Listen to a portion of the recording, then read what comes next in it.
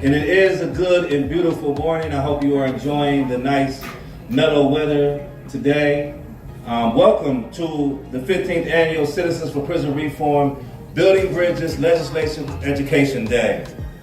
Citizens for Prison Reform was founded, as many of you know, over 15 years ago to really support families that have loved ones experiencing incarceration. This is our 15th year coming to the state capitol to not only make our voices heard, but importantly as well to make our presence felt. Too often, for those that are most vulnerable in our society, have neither had a voice nor the presence that would powerfully speak for them and that would adequately represent their issues and their concerns. So when people look at me, they don't actually see a trauma survivor, right? They see a therapist that's been in practice for 16 years. And the reason why I lead with the fact that I am a survivor and this is the face of what trauma looks like, because I'm very, very clear that I could be the person in prison, like my dear brother, who is doing a very ample sentence in Michigan Corrections.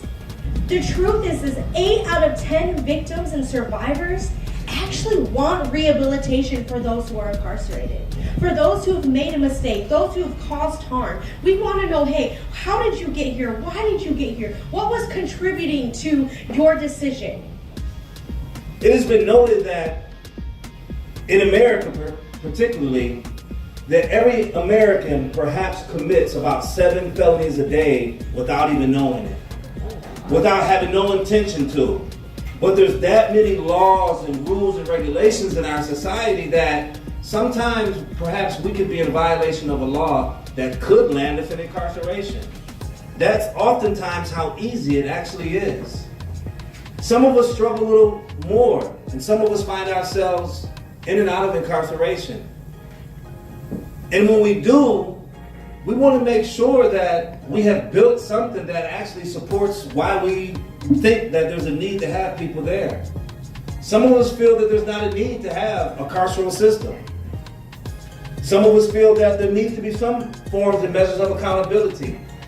Wherever you fall in between, the concern of Citizens for Prison Reform is that in the interim of whichever where you fall at, there are still people currently incarcerated. And people that are currently incarcerated are experiencing some things that are very detrimental and debilitating to their rehabilitation. 8 out of 10 what we call ACEs, trauma markers, complex trauma. And somehow I made it out and I didn't become one of the 1 in 10 children that has a parent that is incarcerated. 92% of people that are behind bars have experienced trauma in their lives. And this is why justice-oriented education, practices, policies are so critical. Because if we can get in front of this early on in children's lives, using practices that are trauma-informed, it would help to change the trajectory of what I call the school-to-prison pipeline. And one of the things that I talked about more recently was the fact that prisons are being built as a result of reading levels of our children, and predominantly children that look like me, Black and brown children. We're predicting that they are going to be in prison at some point, and we're going to be able to capitalize on the fact that they will end up there in part because we're not spending enough money on prevention that is going to help to support people's mental health. The reality is that when a person is experiencing mental health issues, they are usually also experiencing co-occurring issues. They are usually using all kinds of mechanisms in order to mute what it is that they're feeling, because life can feel very hopeless from that place. And when a person doesn't have hope, where do they go? What do they do with their lives? When the choices that you have in your life seem to be so minimal that the only way out might be you committing a crime, you harming yourself or harming other people. And the reality is that even for people who are in corrections that are responsible for the care of people who are behind bars, guess what? They are traumatized too.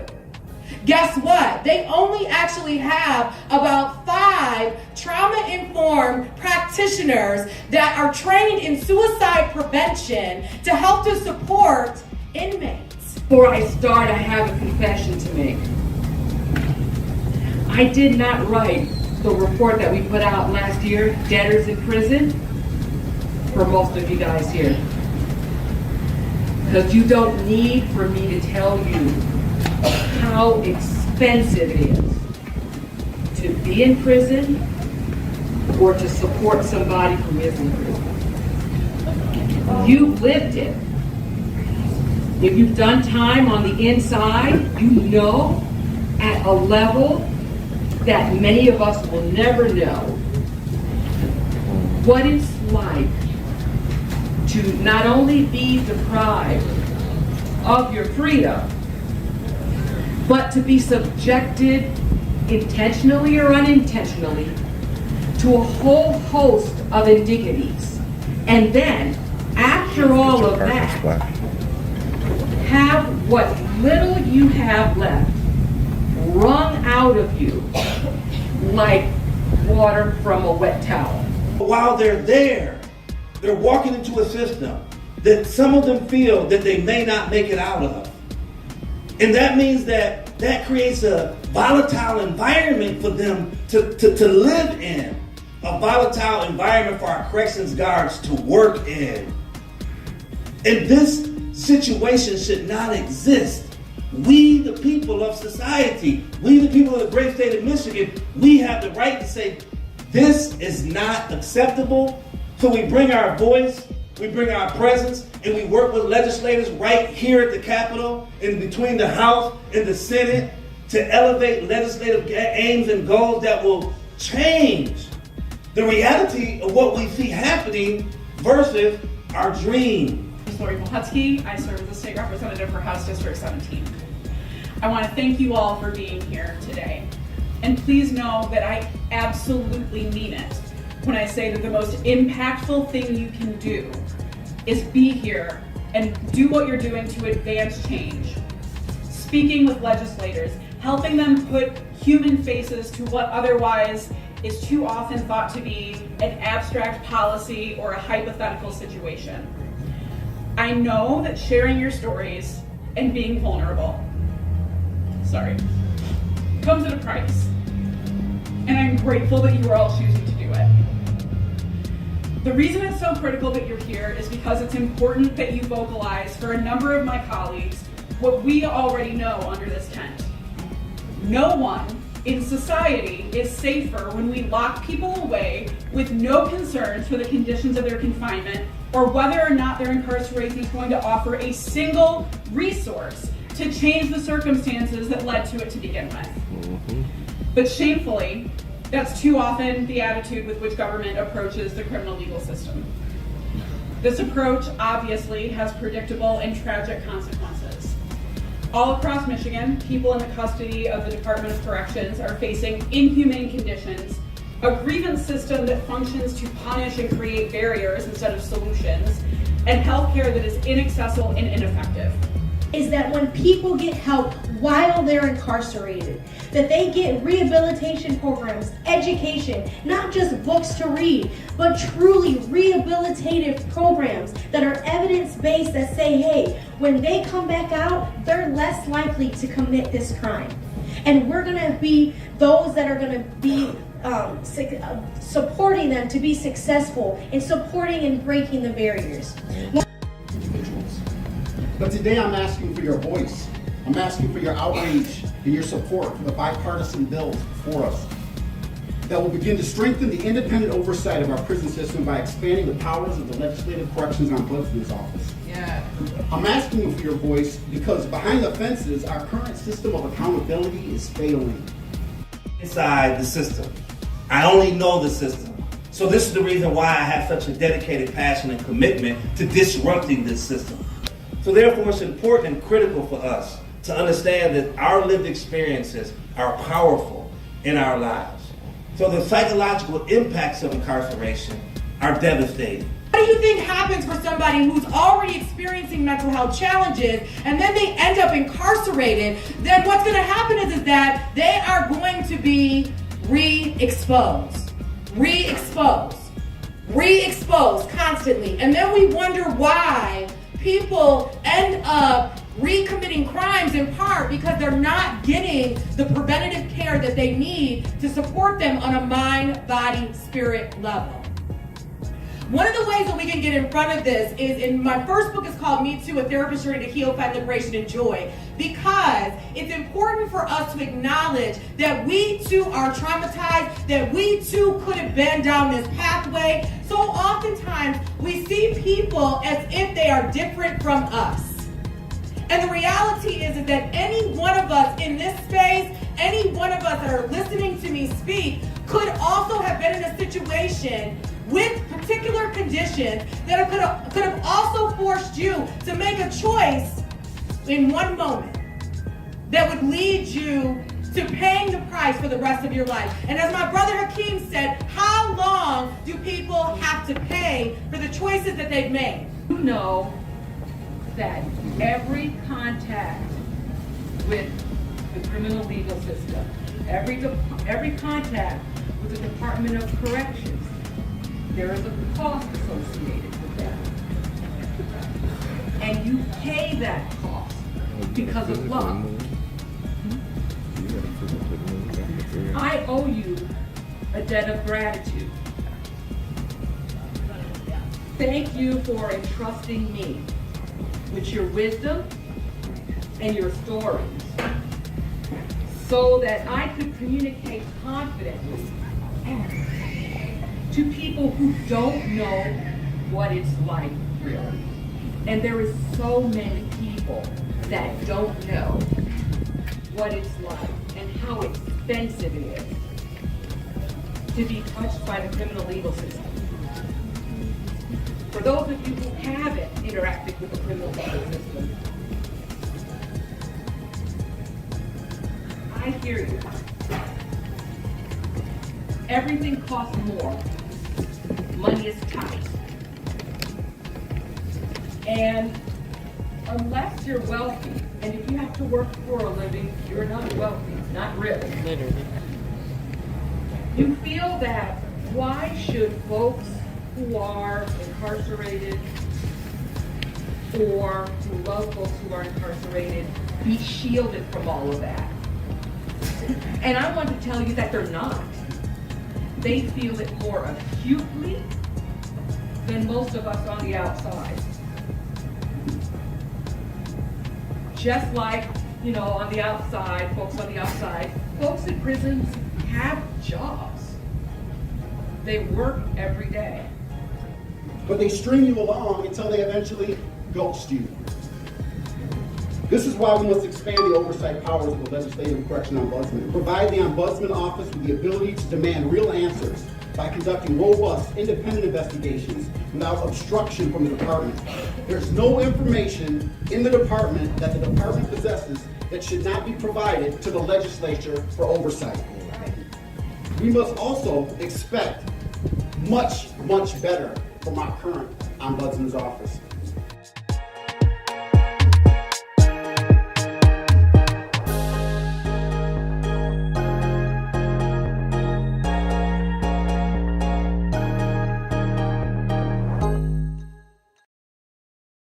Looking for that perfect dinner spot that hits the spot without breaking the bank?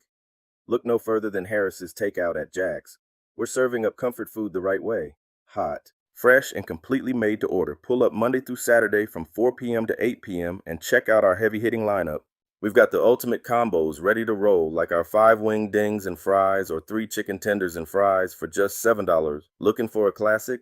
Grab a juicy hamburger for $4 or upgrade it to a cheeseburger deluxe for just $7. Loaded with all your favorite toppings. And hey, you can add fries to any burger for just $1.50. Craving a little spice? Craving.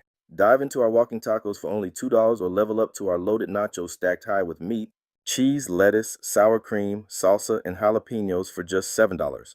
We've also got sides for days, from fried mushrooms and onion rings to crispy fried okra and chili cheese fries. But wait, when the weekend hits, you know we've got to do it big. Friday and Saturday only, come grab our legendary BBQ plate for just $13. You get your choice of barbecue rib tips, beef burnt ends, or barbecue chicken tips, served up right with 2 sides and fresh bread. Oh, and keep your eyes open, because breakfast is coming soon. Thank you for supporting Harris's Takeout at Jack's. Come see us tonight between 4 and 8 p.m. and get it while it's hot. Oh, do I turn to?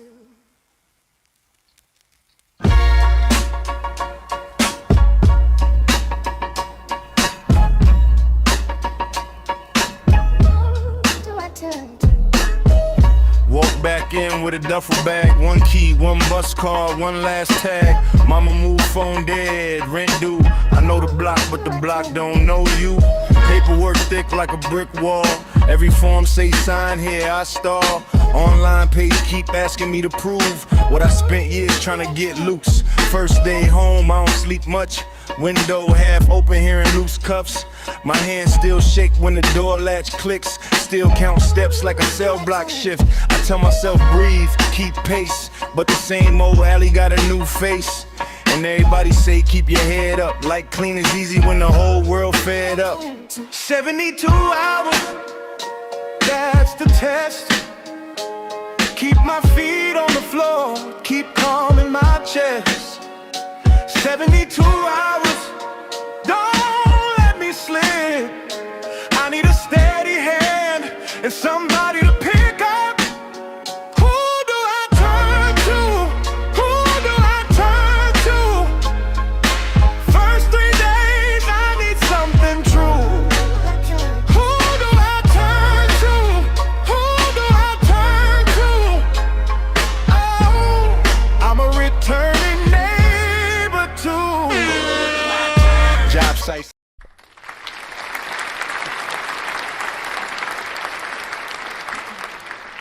Welcome. Good morning, everybody, to another live edition of the Returning Neighbors podcast with me, Dion Riggin Ill, and my other brothers is going to tap in shortly.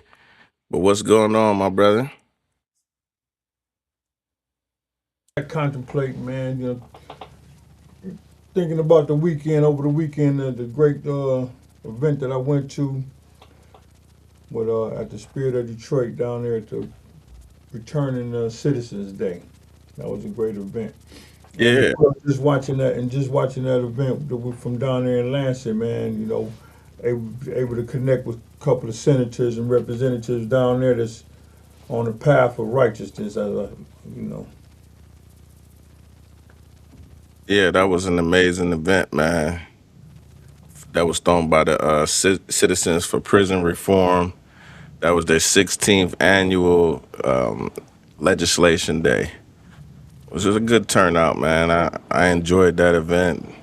We got to connect with a lot of different legislators and,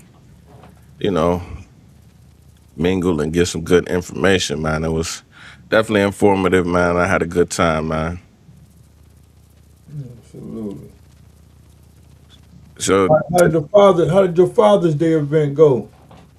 man, the Father's Day event went well, man. We had to do it a week before Father's Day, but just because this year had a major Juneteenth event this weekend, but it went well, man. We gave away 6 trophies, Father of the Year trophies, to 6 amazing men in our community. Looking to start that as a annual tradition that we do every year, just to support fatherhood. It's part of our fatherhood initiative.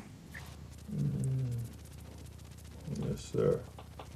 We got a couple call-ins today, don't we? Coming in later. Yeah, we got the brother from I think he up in Lapeer.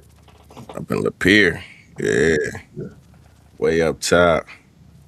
Man, we was gonna talk about what we doing in the community now that we are returning neighbors. I know that's something that Oso wanted to come on and talk about too when he tapped in at 12. Just letting the people know some of the work that we out here currently doing.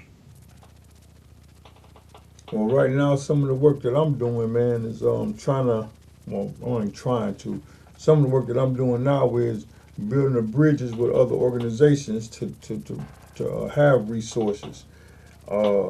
It's a place down here in Detroit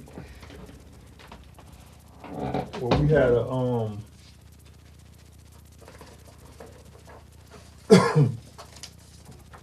They do it every Tuesday. Mm-hmm. And I met this sister there that's just doing mentorship for young women. And that's one of the things that I'm focused on doing with free people and returning neighbors is to go up into some of these complexes that may, we call them the projects, but some of these homes where it's a community already there. A lot of stuff be going on and within those structures. So we plan on going into those structures and doing a cleanup first to get the community engaged, one another, and then also linking up with local and state legal, politicians. Yeah. I'm stepping to that arena, man, to have a conversation to see where they want their communities at. I'm working on that as well. What about the work you're doing with Pop First, Power of the People First?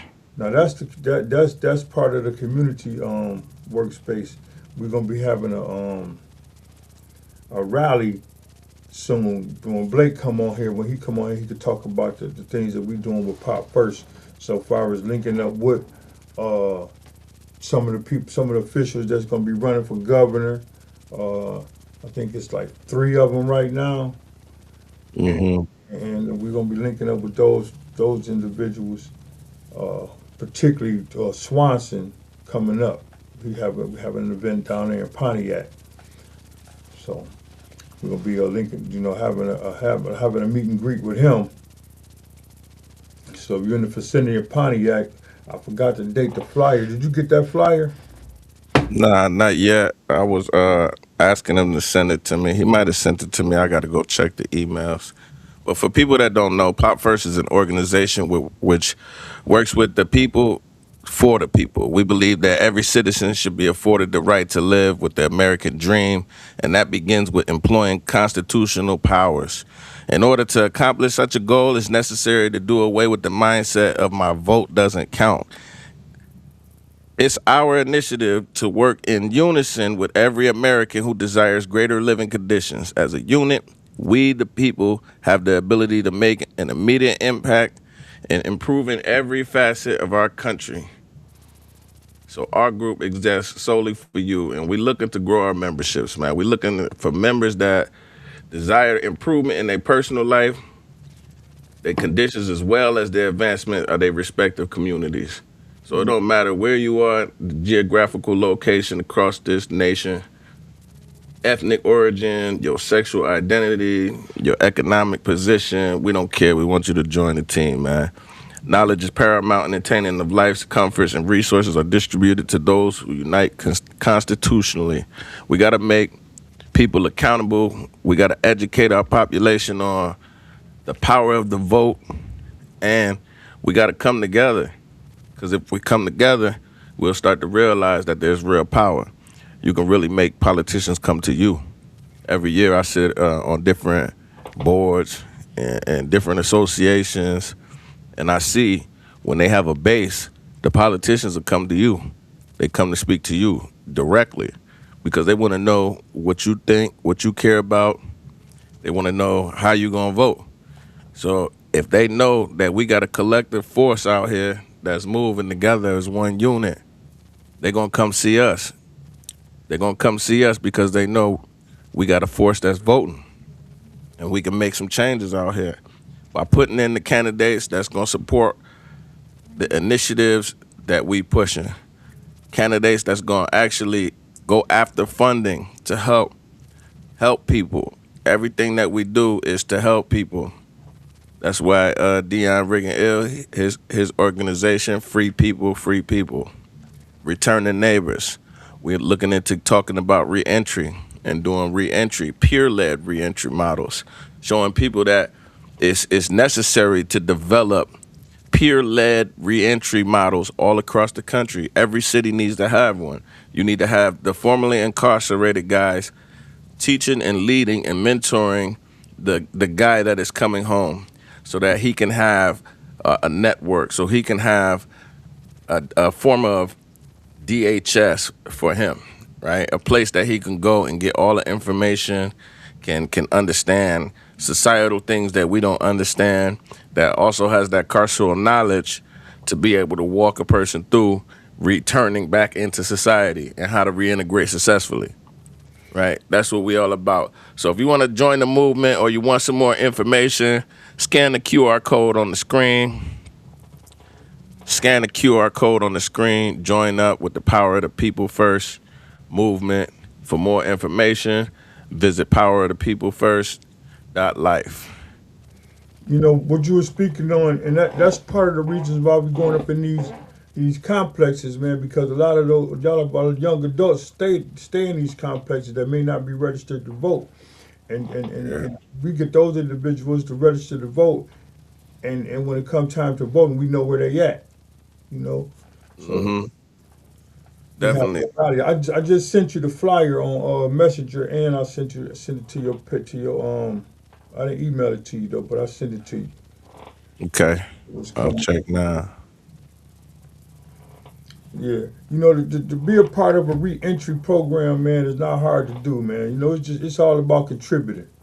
Yeah. You know, and basically linking up with resources that can help you to contribute. One of the other things that we had at this event, to where Integrate 313, I'm gonna send you this flyer too. The sister she got homes for transitioning homes for people that's coming home from prison. Here down here in Detroit. I'm gonna send you this flyer. So if anybody that's coming home that needs a residence that may have a job already, that she's offering these homes out to. The House of Shirley, that's the name of it. The House of Shirley? Yeah, the House of Shirley. That's dope. I'm getting this flyer now that you sent me. That's the House of Shirley right there.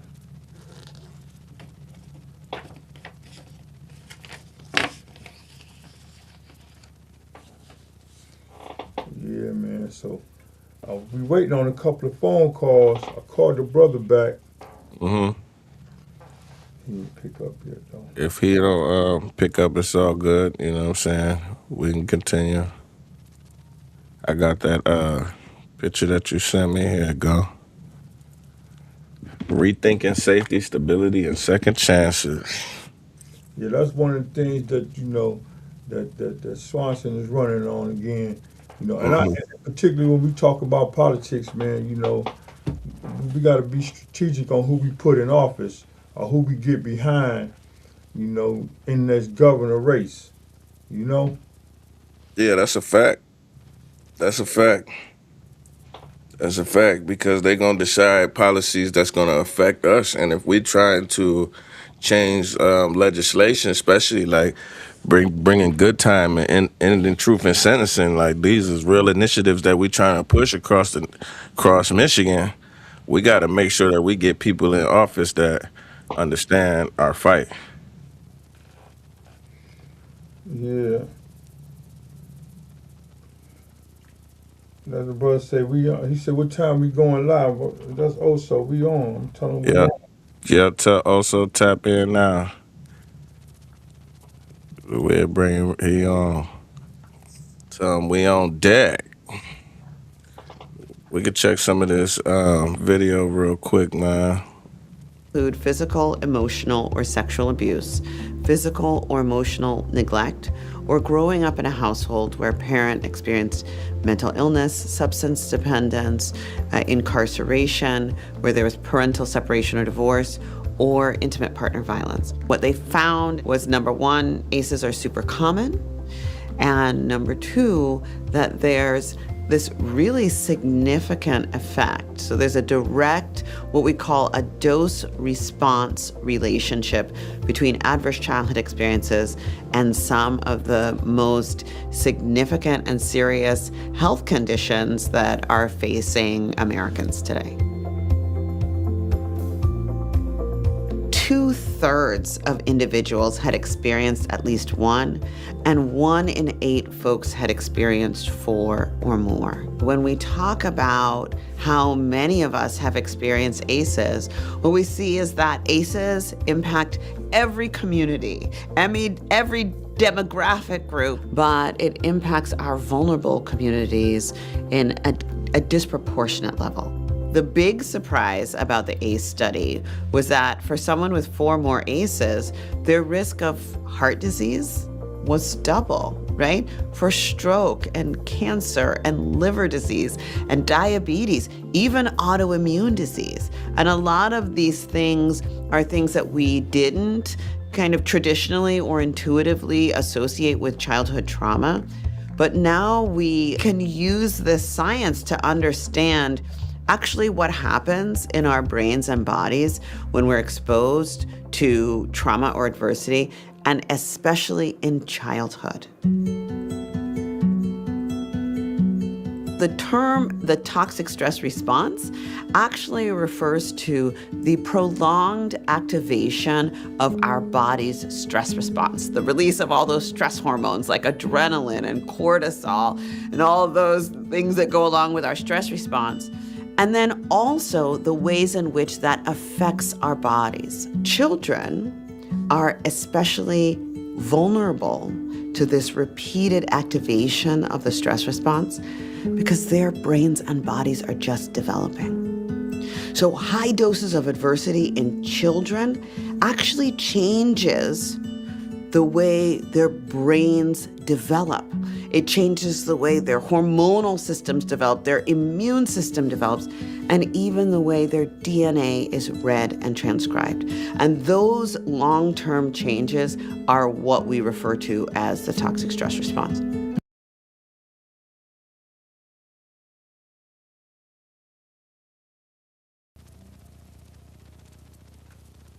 Wait a minute. Yeah, man, we explained the ACEs and that toxic stress and what it does to your brain. And this is why so many people that go to prison are already affected by adverse childhood experiences, and they develop trauma, and they become traumatized people. And that's a big factor why they end up in prison.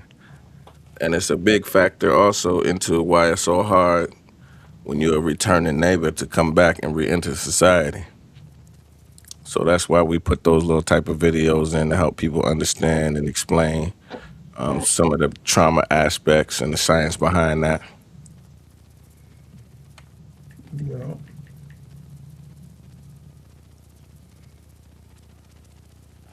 Yeah.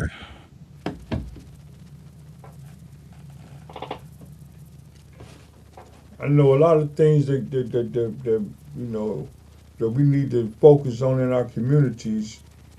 You know, as a returning neighbor, you know, we need to be more in tune of who our neighbors are, for real. You know, that's one of the things that bring a collective community. You know, in certain communities, we have people fighting this right across the street, fighting with each other. You know. Mm-hmm. And we got to eliminate that stigma in our communities to get along with one another. If we want something to change in the environment of the community. Yeah, it starts with us first. Yeah. And I think that's important. Returning citizens can do that. And we can do that. I'm excited to talk to these guests, man, today, man, especially the brother on the inside. Yeah, I wish the other brother that I got called earlier, man, that I seen down there, he just came home. I wanted to talk to him about his first 72 hours being out.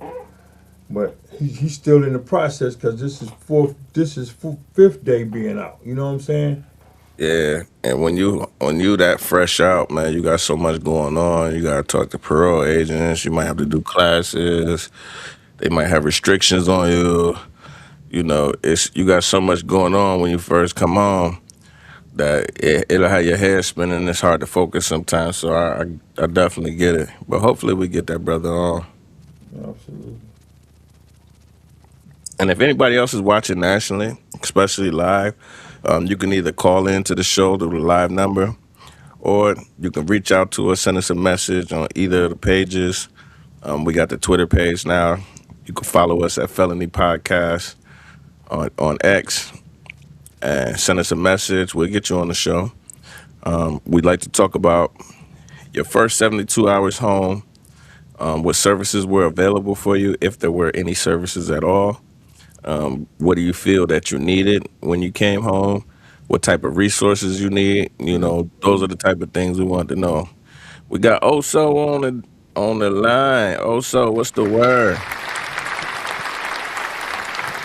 I appreciate what's going on. Yes, sir. How's the concert this weekend? That was good, man. You know, people showed up. You know, the ones that support, you know, they showed up, man. So we did our thing, you know. That's what's up. It's a vibe, man. It's a vibe. Shout out to you and congratulations on the new album. I appreciate you, man. You already know. Appreciate y'all, man. Yeah, when you get the videos done, we can play them on the pod, man. Yeah. Okay, yeah, I got one done off the new album too. I can send you. Yeah, send it to me. We'll play it on the pod. Bet. Yeah, we was talking about the legislation day that we went in Lansing. That was straight. Got to probably meet a lot of people with the Open My Door campaign. You know, the whole squad out there. How'd that go? How you feel about it? Man, it was good, man. Dion, what you thought about it? I feel good about it, man. I was able to talk to some people, particularly one senator up in the Upper Peninsula, man. We had a conversation with. I had a conversation with him pertaining to programming. You know, because he up there where you at the level 5. That's Senator. I get his card, but we talked about having programming when you first start your bit going to prison. You know, at least fill out some kind of questionnaire if you want to fill out this questionnaire to let ones know where you stand at in your, you know, in your mentor, what you plan to do while you're there in prison. By filling that questionnaire out. And he told me that you know, he'd go take it back to his constituencies and see how that go. But I'm gonna do a follow-up on him because he said he drove something like he was 12 hours from where he was at to come down to the Capitol, you know, to his office. He drove a long way down. So I said, well, we'll be taking a trip up that way to talk about the changes that we need to have in the Upper Peninsula institutions. So I feel good about it. And other information that the other women, the other sister that was from Survival Speak spoke about, basically the same thing. You know, that our return to citizens should come out different instead of the way how they went in, and that the programming shouldn't be offered at the end of your bid, but say pertaining to the beginning of your bid. Yeah.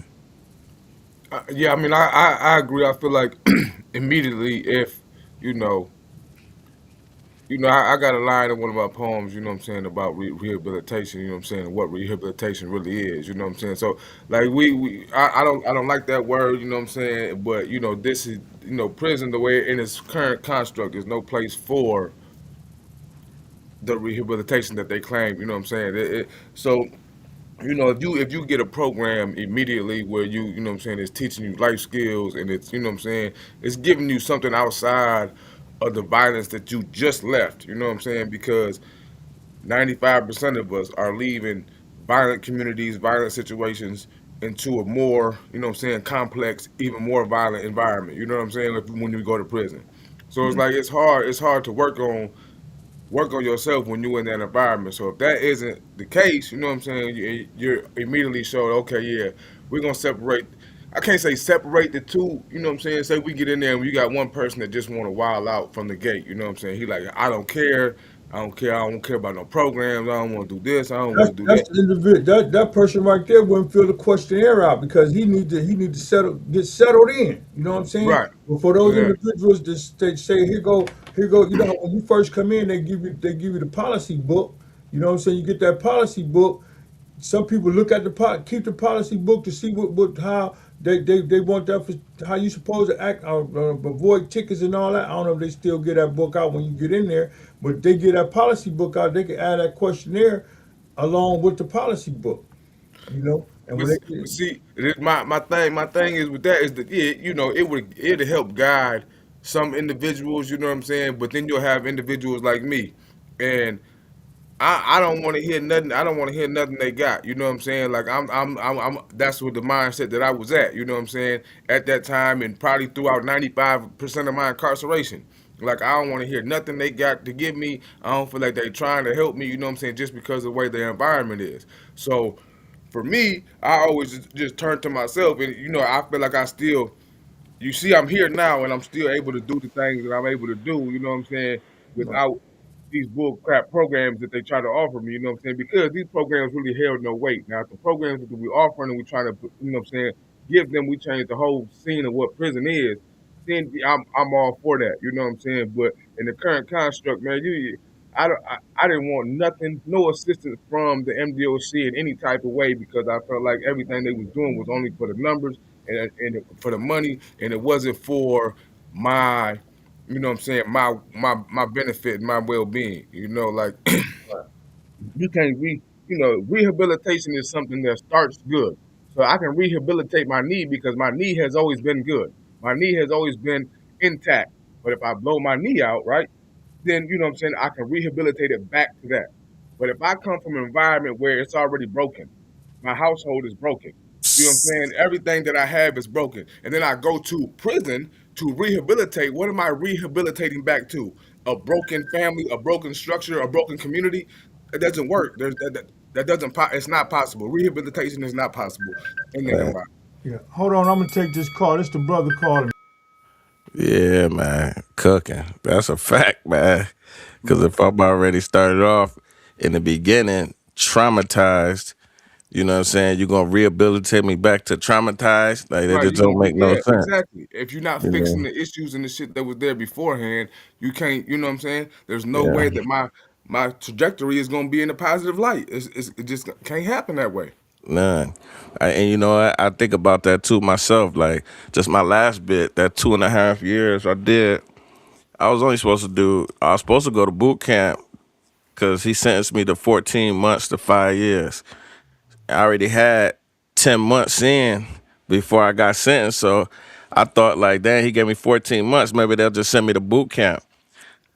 And that's what he said he was going to do. But when I got to the joint, they immediately had a parole board, that form they send you when you about to see the board. It was on my bunk my first day of prison. And I Yeah, was like, why they send me this? I'm supposed to be going to boot camp. You know what I mean? And they hmm ended up denying me parole. And that's how I ended up doing the 2.5. But I remember like, yo, they denied me. They didn't even give me a chance, like, to do nothing. You know what I'm saying? To show yeah, nothing. So I remember I had to start building myself. Like I would go to the library and rent books on like finances, how to be a father, yeah. parenting techniques. You know what I'm saying? All of the things that I had to figure out by myself. Like I would listen to the things people would say about me. Like what was my baby mama saying about me? Oh, you're a terrible dad. Okay, why am I a terrible dad? Let me find out some books on fatherhood, parenting, how to be a man. You know what I'm saying?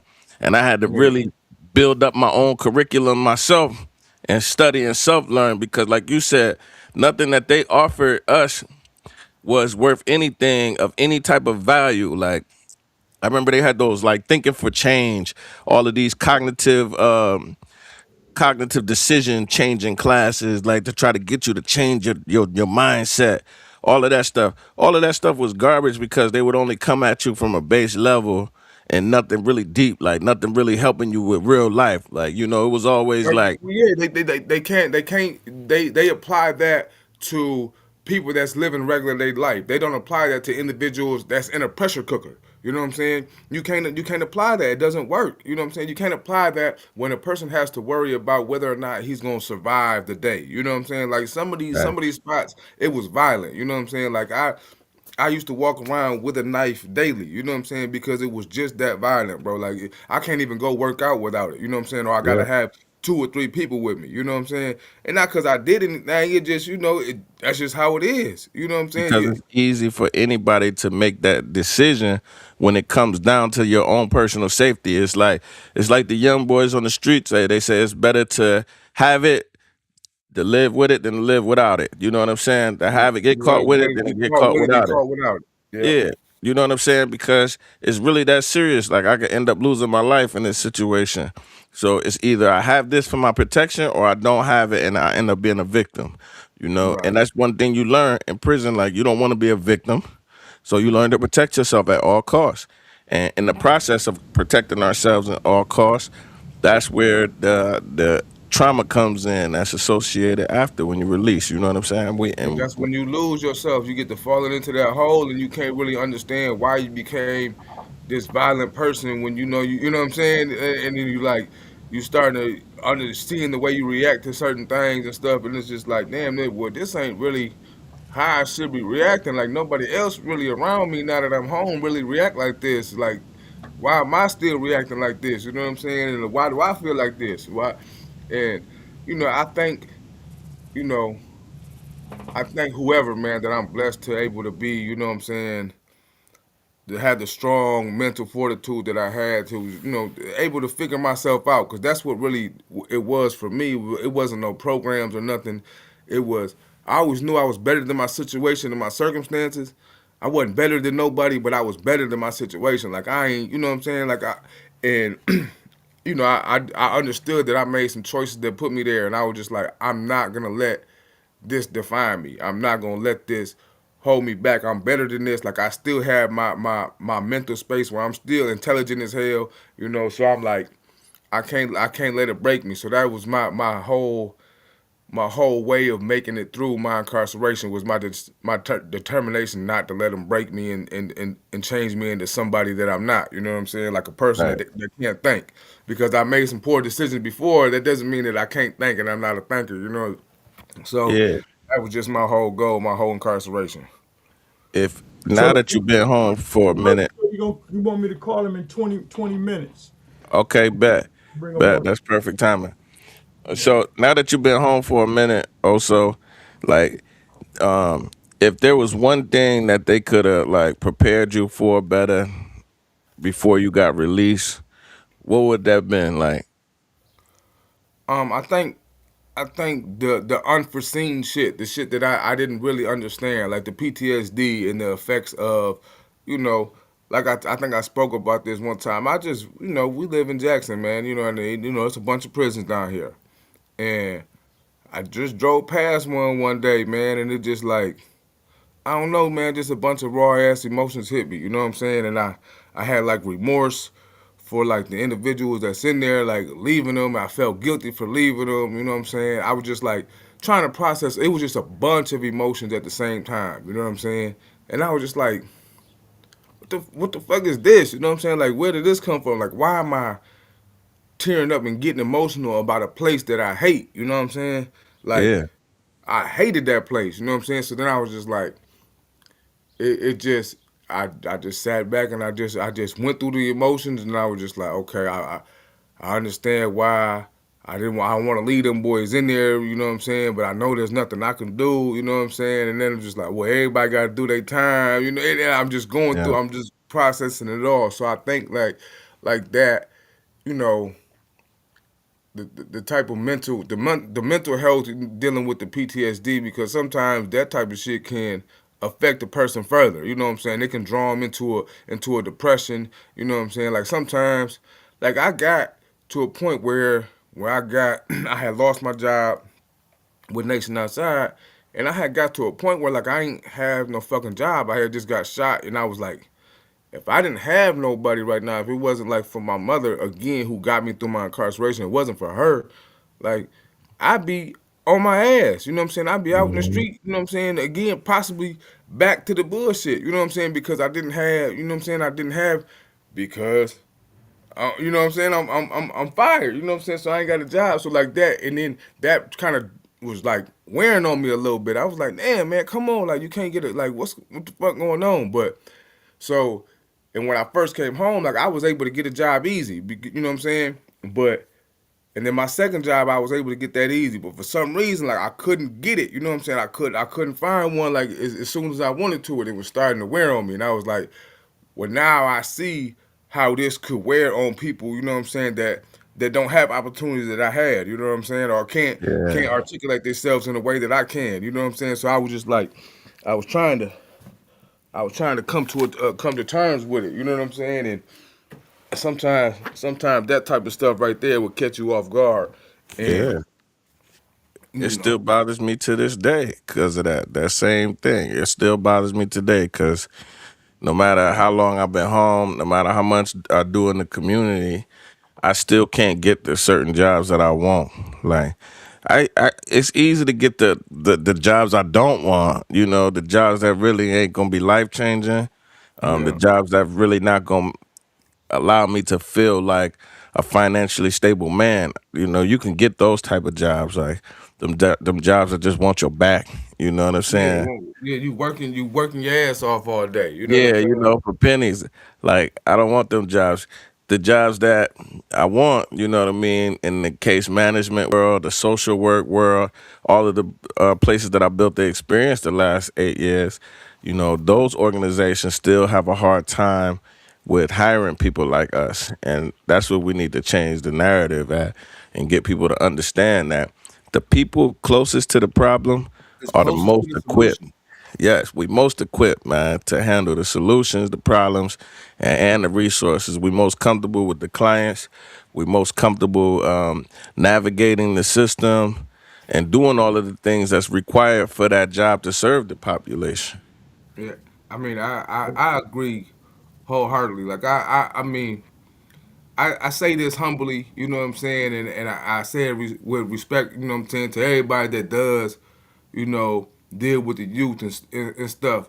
But I feel like the way my connection with the youth and the way that my message delivers to the youth is just because that when you see me, you still see a young individual. You know what I'm saying? I still walk in, I got the Jordans on and stuff like that. I'm relatable to the youth. You know what I'm saying? So when I talk to them, the message is delivered. You know what I'm saying? Well, and because I know how I was when I was a youth, and every time somebody came to talk to me about, doing the right thing or whatever, they was all in, hard bottom shoes and ties and suits, you know what I'm saying? They was all uppity and, oh, I've been there, done that type of stuff.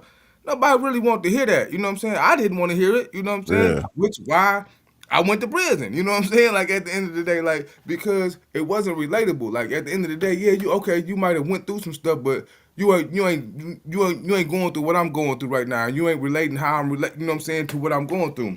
yeah, So I feel like that's what connects me to the people as well too. Cause I'm like, when I come to the people, I don't try to come in there using no big words and talking some stuff that they can't understand. I'm talking to them how they understand it, you know what I'm saying? And I'm telling them, you know what I'm saying, how they can understand it. No, that ain't gonna work, you know what I'm saying, or whatever. Like I just be a relatable person, you know what I'm saying? Because I'm relatable and that's how I get my message across, you know? okay. I think we got our call-in guest in. All right, so Yeah, I got the brother on the screen, man. I don't know if you can see him or not just yes, yet. sir. We What's up got him with the on. How brother, you man? doing, brother? On my screen or your screen? Welcome home, bruh. So introduce yourself, bro, and let the live know you know who you are, where you been, Yes, and how sir. many days you been out. Yes, sir. My name is Calvin Joseph Williams Bay, 51 years old. I just did 32 and a half years in the Department of Corrections, a juvenile lifer at the age of 18. I've been home now for about 4 days now. This is my fourth day now. And I'm vacationing with my people. You're up north, you know what I'm saying? Trying to get me away and just let me get a week to just zone on out, man. Get back into this thing. You hear me? Yeah. Hmm. Yes, sir. So Yes, I sir. got a couple. I know we got a couple of questions for you, man.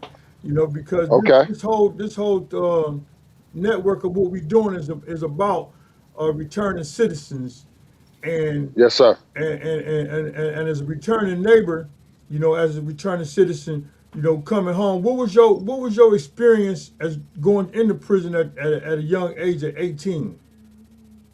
Going into prison at 18, man, especially from my background, I came up in group homes and foster care was it's sad to say, but it was normalized, It was traumatic in the respect of the violence because the violence was different with weapons and the type of weapons being used, but it was all the same. You know, the system had programmed the guy to wear A, B, C, D, and if you do this, this is the result. And if you don't do this, this ain't the result. So the biggest culture shock was just like the level of sophistication of the penal system itself, the ticket system itself, counselors the what's the best word to tell it to you? The fact that they didn't care. You just a number there, and you served a purpose, and that's that. So for me going in, man, I think that was the biggest shock, was just like the type of violence, sophistication of the violence, and also even the mental and the emotional violence you felt from the administration. Yeah, because we were just speaking on that about the conditions of how it went was you first going in, and also it was expressing that you really don't want their help because they're not offering no help. They're not offering it. It sounds good on paper when the taxpayer is paying the dollars, but what really happens inside MDOC is a whole different story. Absolutely, absolutely. So You know, so your journey, That's through prison, your journey through prison at your what your 16th Mike, year, your 18th year. yeah. That's when you start. That's Well, when, I was wilding. I came in YBI, so I came in with a different mentality. So I was wilding, getting into it for like 7 years. It wasn't until my 7th year that I had I ain't gonna say my 7th year. That's the year that I cut it off, and I really turned the script. But going up to that 7th year, man, I was getting it in. You know what I'm saying? I was doing what everybody else do, following to the system they set for us to mimic to keep them in business. You know what I'm saying? Whether it was extortion, knife fights, you know what I'm saying, fist fights, moving narcotics, you know what I'm saying, all of that. You know what I'm saying? I fell in line with how we thought it was supposed to go. And during that process, through the teachings of religious teachings and family support and other men who had went home, and some of them who, reached back, and other volunteers, man, they saw something in me I didn't know I had within myself, that I had a lot of leadership skills that I wasn't even using. And I was playing the puppet game because they told me that's what I was. When you come through a system that gives you a name and a number and treats you like property, whatever you came in with, you got to hold on strong to remain a human and to remain a person of substance and purpose, because their whole idea was to strip that. You just a number, and your purpose is to keep us fed. That's it. That's why it's no coincidence, Brother Riggins-Hill, that all these prisons sit in communities that have no industry, but they serve as an industry for those communities. Jackson, Ionia, Carson City. You take prisons away from these communities, and the finance leave immediately. These communities become nothing. Yeah, I was just talking to a senator that got he's a senator in the Upper Peninsula prison, and that's what he said. The people in them communities work at them prisons. So Yeah. They don't really look at they looking at you when you come there. You part of their liability at that point. Facts. And without you, I mean, they ain't got no job. Nothing. They got nothing going on, and I don't knock them for that. So let's get this straight. I don't knock nobody for wanting to provide a living for their family. You know what I'm saying? But at what cost to the men and women that are returning home, or the neighbors that are returning home? You know what I'm saying? Mm-hmm. At some point, you gotta add it up to where it makes sense both ways, for the community at large and also for the industry. Because when you think about it, me and you both know we've met men in there that they where they need to be at. We met a lot of men in there that they've reformed and changed, and they give them the hardest time to get free. Absolutely. The hardest time. Absolutely. Because they know they ain't gonna get their hands back on them once they get free. You know what I'm saying? They know they done.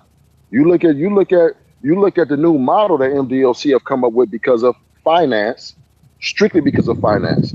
Now you want to put colleges back in. How long have we been begging for colleges to be open to everybody in prison, not just guys going home? Not even that, even lifers. We've been begging for that, and right. Now you just wait until now to do it now. So how since what have you accomplished while you was in prison, and what are you doing now while you're out of prison? Since through your accomplishments that you made when you made your transition from being collectively engaged with returning citizens and changing the trajectory of how prison is ran. Well, I'm a force, so when you put force into play, it moves. So when I got to it, my mom and dad paid for our education, secular. I had the religious education already underneath me, you know what I'm saying? And I was founded in that with a degree in theology already in that. So ordained ministry. But then, I took a different path religiously and became a more and started seeing that. Then when you added my educational, I went to Louisiana State University. We paid for that out of pocket. You know what I'm saying? The socials and that. My thing was sociology and psychology, because I know these are the things we need to understand to help fix men and women. So I got knee deep in cognitive-based therapy, dialectic-based therapy, and I started running programs with my partner, Joshua Puckett, when we started TARP. I've been sitting on the board of TARP as executive director for the Gang Gun Violence Intervention Program for the last 15 years now. And what we do in there is we run programs where we get some names that guys wouldn't believe within our programs to change their thinking and to make them understand they have to be concerned with their community. They have to be concerned with their relatives, because the violence they perpetrate and others see and imitate is going to affect them someday. And we've had outstanding results. You know what I'm saying? I got to give a big shout out to my man, Jose, also known as Chewy, because he's my chief facilitator who I train personally in there right now. And he's going to be running my gang gun violence intervention program, right in there right now. And I mean, he was the head of the Cobras, and he came in the program and he thought it was garbage. He said, man, I came to this program to get a certificate, see what's about. He said, man, when y'all got up in there, man, I saw it's the real deal. So when we start investing in men like that, we get changes. So for me, what happened was that I took all these skills that I had gained from Allah, my family, my peers, and support, and I did that. So when you talk about that core member of Chance for Life, I facilitated every class they've had, and also every class they had. I did that for the last 20 years. Board member of TARP, as I told you that already. I'll set on, I'm a theory group member of University of Michigan Dearborn, TA classes for them. I've taught civic engagement. Man, I've done so much, man, that is ridiculous. Civic engagement, I've taught family. I taught another class which was very important to me, which was fatherhood. Just teaching men how to be real fathers and understand what compassion really is, because as men of color, we think we can't cry. We think we got to be super tough, and we can't show no emotion, and that's not that. We have to understand we're human beings, and our young men need to see that. Man, so is anybody on the live got any questions for the brother? Yeah, ask him what was his first 72 hours release like, and was there any agencies or organizations that had any support for him as a returning citizen to help you asked him? me a question too about what I was doing when I came home. Yeah, right quick. The brother Justin Counts, he wanted to know how have your first 72 hours been since coming home? Man, beautiful. Let me tell you what I did. When I first got out, I got to it. So I went down to the People's Action. I talked to some children in the diversion program. They got a 90-day program where if they get caught with guns or using guns, Wayne County will send them there. And if they complete it, they don't give them a charge. They give them a chance. I blew down in there my first day out. I didn't go, listen, man, I didn't go to see nothing but them. Because if it's in you, it's in you. And if it ain't, it ain't. So I went down there, man, and talked with them young brothers, man. They gave them an eye open. I showed them what that state ID looked like, what that parole ID looked like, and what that Michigan driver's license looked like. You know what they all had in common? I was in Michigan Department of Correction Blues, in every last one of them. Man. And I gave them a reality check. Like, I can't tell you what to do, but I can tell you what the result is of what you do, what's going to happen, and how it's going to play out. Yeah. How they receive that? How did they receive that? Oh, man, phenomenal. I mean, phenomenal, man. It warmed my heart. It warmed my heart to see these young brothers really got it. But you can't, listen, this is what we going wrong at. If you a dope man, teach the dope boys. You hear me? If you a scammer, teach the scammers the right way, because they can vibe on your experience. But if you're not a violent person, ain't never been a violent person, trust me, wolves smell wolves. You hear what I'm saying? Mm-hmm. And what we've been messing up at is we putting the wrong tools in play. You got to use, because I can't go talk to some of them boys that scam. I ain't never scammed. I done sold plenty of dope and I done did plenty of violence. So I know what they feeling, and I know how to counter what they feeling and to give them alternative modes to get around that to where they come out successful and society benefit from it. And that's what we got to focus up on, because we got boys out there that's done some great things, even on the illegal side. Now we flipping the script and we doing it the right way on the right side and stopping these youngsters, man. Yes, sir. That's what we talking about. So yeah, that's what I've been on, man. I got some more engagements involved, but my mom and dad, they put the brakes on me, man. They say, listen, your butt going up north, as y'all can see, man. You know, I'm literally in the forest right now. This is no cap. From prison on a paid force, you know what I'm saying? And they say, you go find yourself, and we want you. And then when you get done with that, then you're gonna go and get back at it. So Absolutely. when I get back out there, that. Contemplate. You know, like the prophets say, man, contemplate thy frame as Islam. Islam. You in the wilderness, man. So with all that, whatever thoughts that come to your mind, just like how Jesus did, man. I received that's coming to you. So when you come up, yes, sir. Get back to the city. Are you residing in Detroit, or where are you residing at? I'm outside. I'm in Oakland County, so I'm gonna be in Detroit though. I got now the beautiful thing. I got rooms all over. You know, just in case to get away from mom and dad. You know, get them time. So I got rooms all over. So I'm gonna be all over the place. But I'm definitely gonna be active in Detroit and doing my program work out of Detroit, and then we're gonna go to Wayne County. So we bouncing back and forth. So I'm gonna be busy, but I love it. I love it. You know, between work, school, and I love it, man. Ask them what's the best way family and friends can support a returning neighbor upon coming home. What's the best ways that families can support a returning citizen coming home? Don't put a lot of expectations on them that you have that you think they should do. Ask them. Man never knows. You know what I'm saying? And you don't know until you ask, bro. So ask them, hey, what you off into? What you want to do? How you feeling about this? And compromise if it's something that you don't think is right. But don't think you got the key, because you ain't been through what we've been through. You ain't lived how we live. Right. So you don't know how we think. So ask. We willing to compromise. We willing to show, but don't just like my mom and dad. They don't assume. They ask, hey, how you doing? What you think about this? Is that too much for you? And if it is, I tell them. And if it ain't, hey, you know, let's go. But ask them. Vibe out with them. See what they really got going on. Just don't be happy they home. Be happy they home and find out who they are. Like they got to find out who you are. I got another question for you, bro. Your departure from prison, man, leaving from wherever what institution that you was at, your departure from Macomb Correctional. Okay, departure from Macomb Correctional, man. How was that departure with the brothers? Man, it was beautiful, man. You know, I had 10 people show up, you know, and I went home in like a car train. I'm not exaggerating when I tell you that, man. I'm gonna send you some of the videos of my departure coming home, because we videotaped it, you know. It was beautiful, man. It was beautiful. So, but the car ride, man, that car ride was something different. My stomach was all queasy.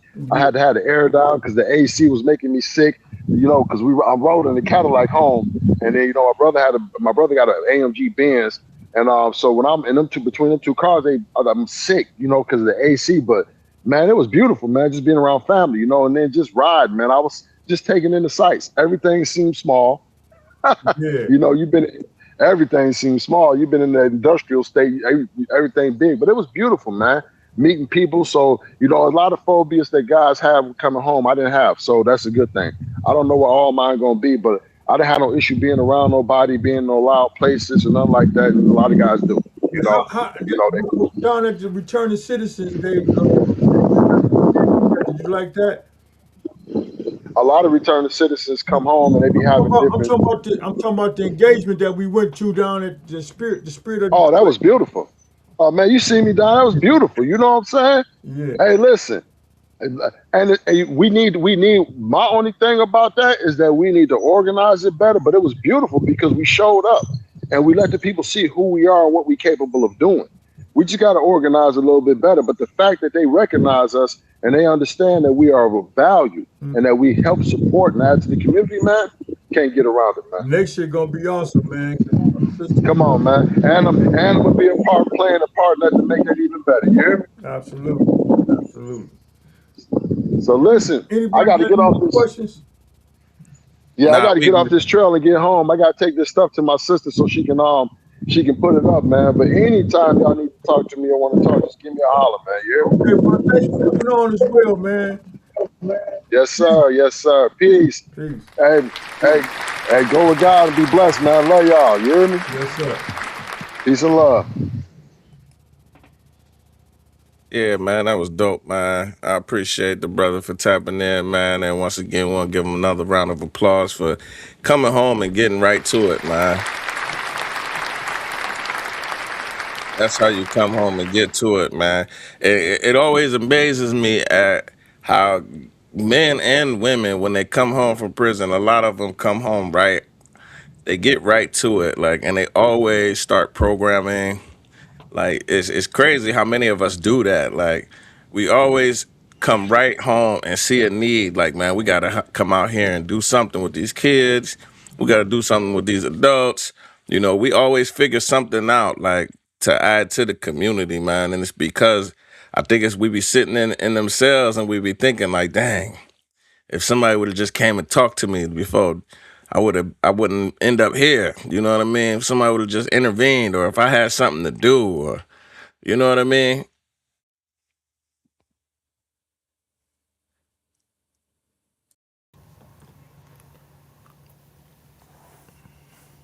I lost y'all. I lost y'all on the audio. What happened?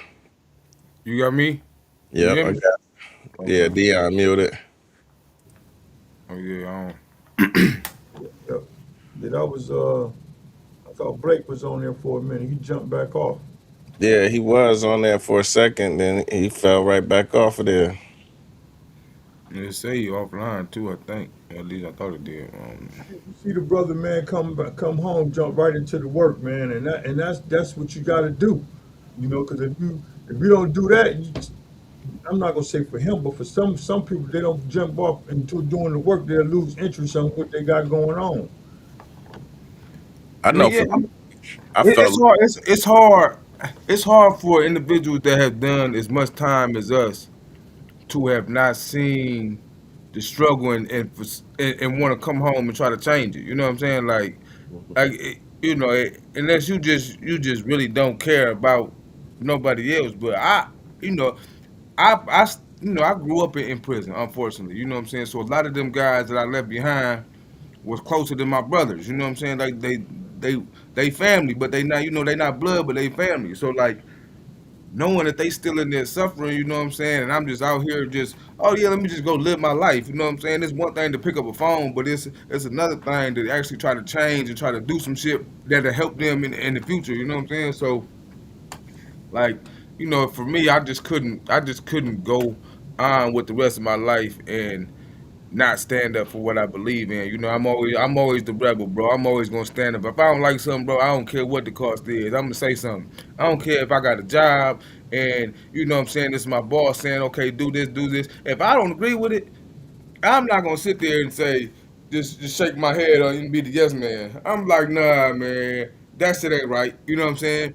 I'm gonna Right. say what everybody else scared to say. I'm gonna say it. So, I'm gonna continue to go through my whole life, man, and I'm gonna scream that the MDOC is crooked and we need to be better for the individuals coming home because I done seen this too much, man. Like the mental health of individuals come on, they they you know what I'm saying, they killing themselves, man, to not go back to that shit, and that shit ain't Definitely, cool. it definitely need a revamping to it, man. Because just to throw some thoughts out here, they got in other countries, man. You go to prison in Sweden somewhere, or the UK somewhere, man. Them prisons is the structure way totally different than the prisons here in the United States, man. Yeah. So they And we they ain't asking, and it's not like, because I don't want people to think like we, because a lot of people have a false view of prison and they think that we just laying around all day. We get 3 hots in the cot, and it's the easy life, and we get free health care. They think that it's like a sweet thing, and that it's like a vacation. But you talking about one of the the most stressful environments being thrown in. Um, Lack of structure to where there's nothing positive to do. There's very limited positive things to do. I'm not gonna say there's nothing positive, but there's very limited positive things to do. A lot of times, the classes that you need to get out of prison, they be so full and so far behind that it takes you years and years to get in those classes. And sometimes guys get flopped and they end up having to stay longer because they can't get in those classes.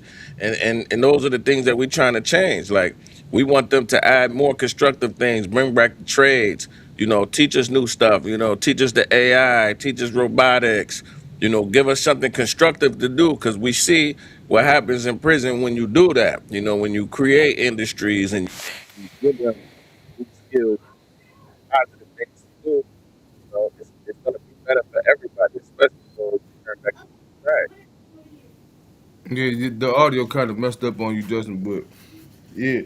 I mean, also I feel like this. I feel like this, man. Like people don't understand that the individuals that's incarcerated pretty much run the prison. Only thing we ain't got is the keys. You know what I'm saying? So we cooking for everybody. You know what I'm saying? We cleaning all the stuff up. You know what I'm saying? So and a lot of these guys, a lot of times, individuals coming to prison. And they was providing for their families. They was a sole provider for their families. They got kids, they got wives, you know what I'm saying? And now these families are left without the help of that individual, right? So we working in these systems for pennies. You know what I'm saying? 17 cents. Yeah, Like, a day. you know what I'm saying? Like if you want me to work, you know what I'm saying, 8, 10 hours a day, 12 hours, give me a wage that not only I can live off in prison, you know what I'm saying, where I can only spend $75 every 2 weeks, you know what I'm saying, which what I need, $300 a month, if that, you know what I'm saying?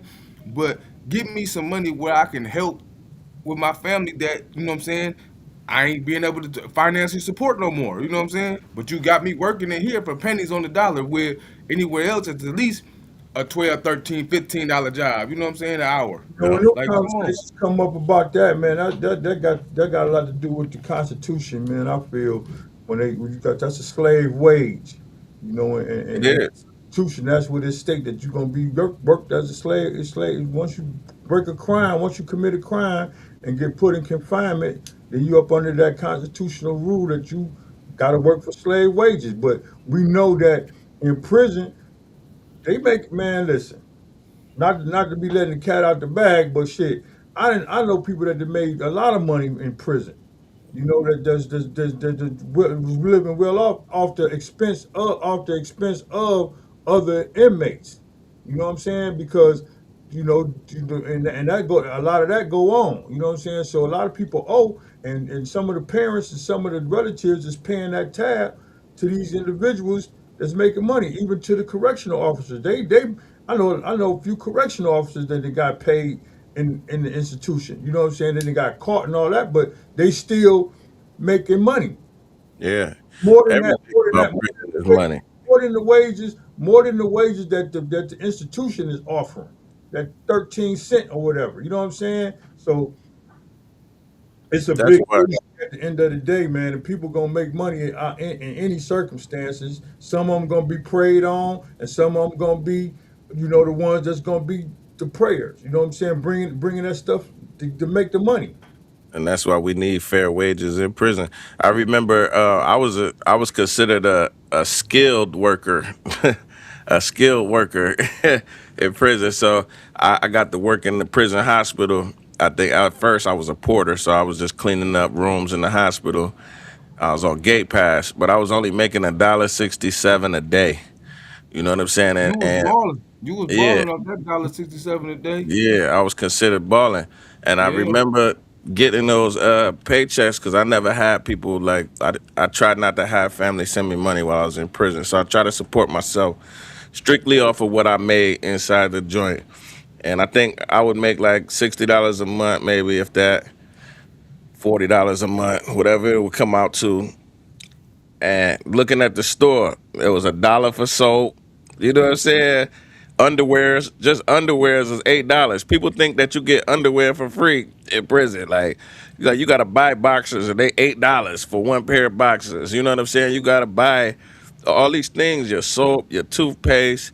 And I would see guys every week at the store, making decisions like, damn, do I eat? Do I get some phone card money so I can call home? Do Do I I buy eat or some do I fam? buy this deodorant?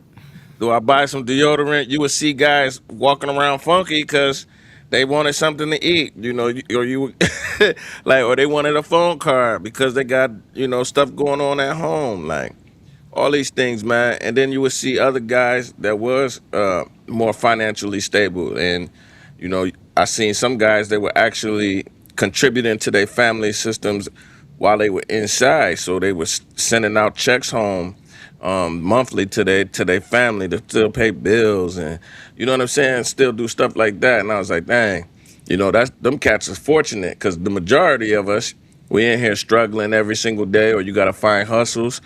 I quickly learned like, yo, you could draw, you could make cards, you could do all these things to make a little hustle for yourself, make candy, all these things to kind of flip, little double up your money. But at the end of the day, you working for these slave laborers and you working for change. But they could be taking some of this money that they generating off of us and could be actually using that to give us a decent wage. I mean, we don't even need much, like you said. Like even if you took us to the bare minimum, like your bare minimum wage that across the country, like you give us that bare minimum, at least guys could stack up money and they can have some money to be able to afford an apartment when they come home or be able to buy some clothing for themselves when they come home. When you're making 17 cents a day, I don't care how long you stack that up. When you come home, Yeah, it ain't gonna be nothing. 17 cents don't add up to shit out here. I don't, yeah. Like it ain't gonna be nothing. So, you know, yeah, that it's ridiculous. So that's always been one of my things too. Is like the wages in there and the amount of hours that people work. And yeah, it's always gonna be somebody that found a way. I was one of them ones. I found a way everywhere I was at until I said I'm retired. You know what I'm yeah, saying? And even then, it didn't really escape me. They was still because I had built up such a reputation. They was like, "Hey, what's up? What we doing?" I ain't doing nothing now. I'm retired. You know what I'm saying? yeah, I'm out the game now. I'm ready to, slow down and start making better decisions. So, but yeah, I mean, it's always gonna be a will. If there's a will, there's a way. You know what I'm saying? To do it, that don't necessarily benefit the individuals in the long term. You know what I'm saying? If if a whole time I'm just selling drugs while I'm incarcerated, you know what I'm saying? The chances of me coming home and not selling drugs is, what I'm saying, slim to none, So, yeah, I did what I had to do to make the load light as I could on my people that looked out for me, my mother, you know what I'm saying? And then when it was time to chill and time to change my actions, I sat back and I did without when I had to, and my mama sent me what she could when she could, and I just made it happen. You know what I'm saying? And yeah. you know, at some of them times was a little bit less lavish than they was beforehand. You know what I'm saying? But I made it through. You know what I'm saying? But Yeah. I was the same way that I am now in prison. I learned the hustle for a living, how to flip, how to hustle legally in the joint. You know what I'm saying? My very first hustle, just like Kerry said, was those handmade cards. I had a guy that was a tattoo artist as a bunkie, and he was getting out, and he was like, yo, I'm going to leave you my stencil book. You know what I'm saying? And I was like, yo, I don't know how to draw. He's like, yo, you don't got to. All you got to do is trace this joint. You're going to make some bread. You know what I'm saying? $3 a card. So I'm like, bet. I got on, start doing that hustle. You know what I'm saying? Doing the cards, learning how to shade the pictures and stuff. And I'm like, oh, that's a flip.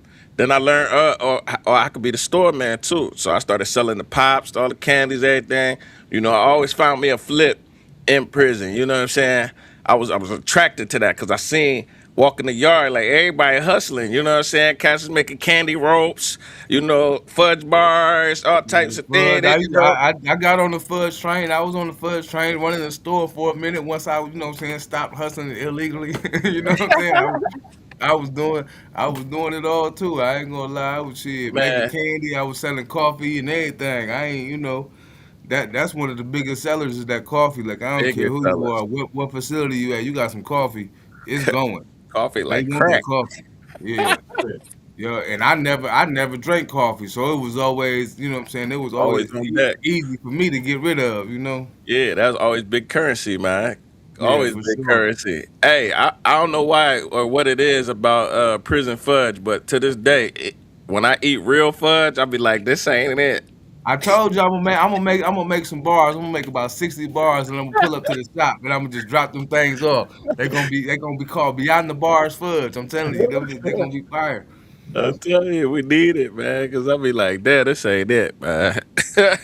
Yeah, man, I'm trying to tell you, I had some at the fairgrounds, some fudge, and I was like, let me get the peanut butter fudge. I tried the peanut butter. I was like, yeah, it's okay. You know what I'm saying? Like this ain't this. Y'all don't really know what y'all doing for real. You know, like give me a microwave, a pound of sugar, and a thing of peanut butter, boy. I'm gonna show y'all what to do. Fudge. Yeah. Man, Well, some of the stuff that y'all was talking about earlier, man, pertaining to, the wages and all that. That's part of reform. You know what I'm saying? That's a lot what our legislators need to be talking about too when we talk about prison reforming. You know what I'm saying? The changing the money, the issue how people make money, changing how people go to school, learning and stuff like that. But like you were saying earlier, Justin, that some people want people to go to prison and suffer, from whatever crime that they committed.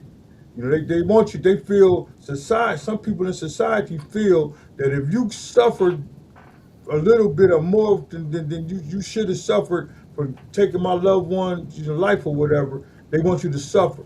And sometimes, suffering, some people don't, some people do.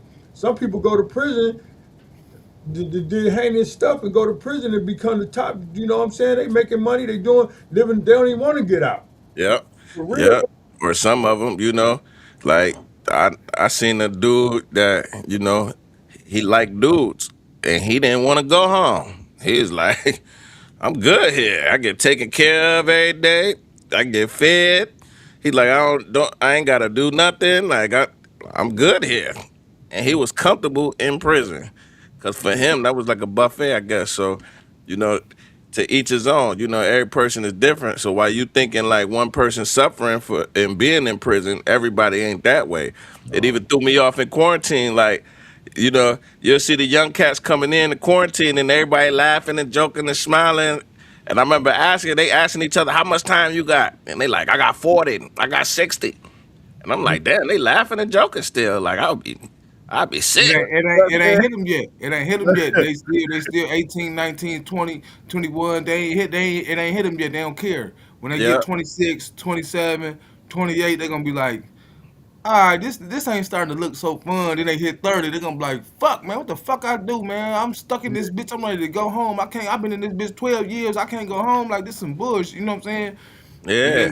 then life get to really talking in, yeah. 'Cause And I mean, I see, was the same way. I didn't laugh. I didn't laugh. I didn't think it was funny, but I used to just be like, it was kind of like I would hear other people say, "Oh yeah, I got 5 years. I got 7." I would be like, "Shit, I got 21." You know what I'm saying? Like, it was weird. Like I was like, I wasn't trying to celebrate it, but also it was like I think it was like I don't know if it was a badge of honor or if it like made me feel like I was some type of what I'm saying badass or what I'm saying whatever it was. But I remember doing that to an extent too, and then I was just like, man. And then I started running to motherfuckers like shit. I got life. I got life. I got life. And I was just like, Mm. yeah, my 21 ain't really. You know what I'm saying? My No. shit ain't really shit. You know what I'm saying? yeah, yeah. I never got Yeah. to see that side of it because I only did 2.5. So I only seen how those guys was coming in and how they was acting. But when I got to the hospital and I'm in Dwayne Waters, it really messed me up because I would clean the rooms, right? I'm cleaning the rooms where guys that is in prison, it's their house now because they in the hospital. So Yeah.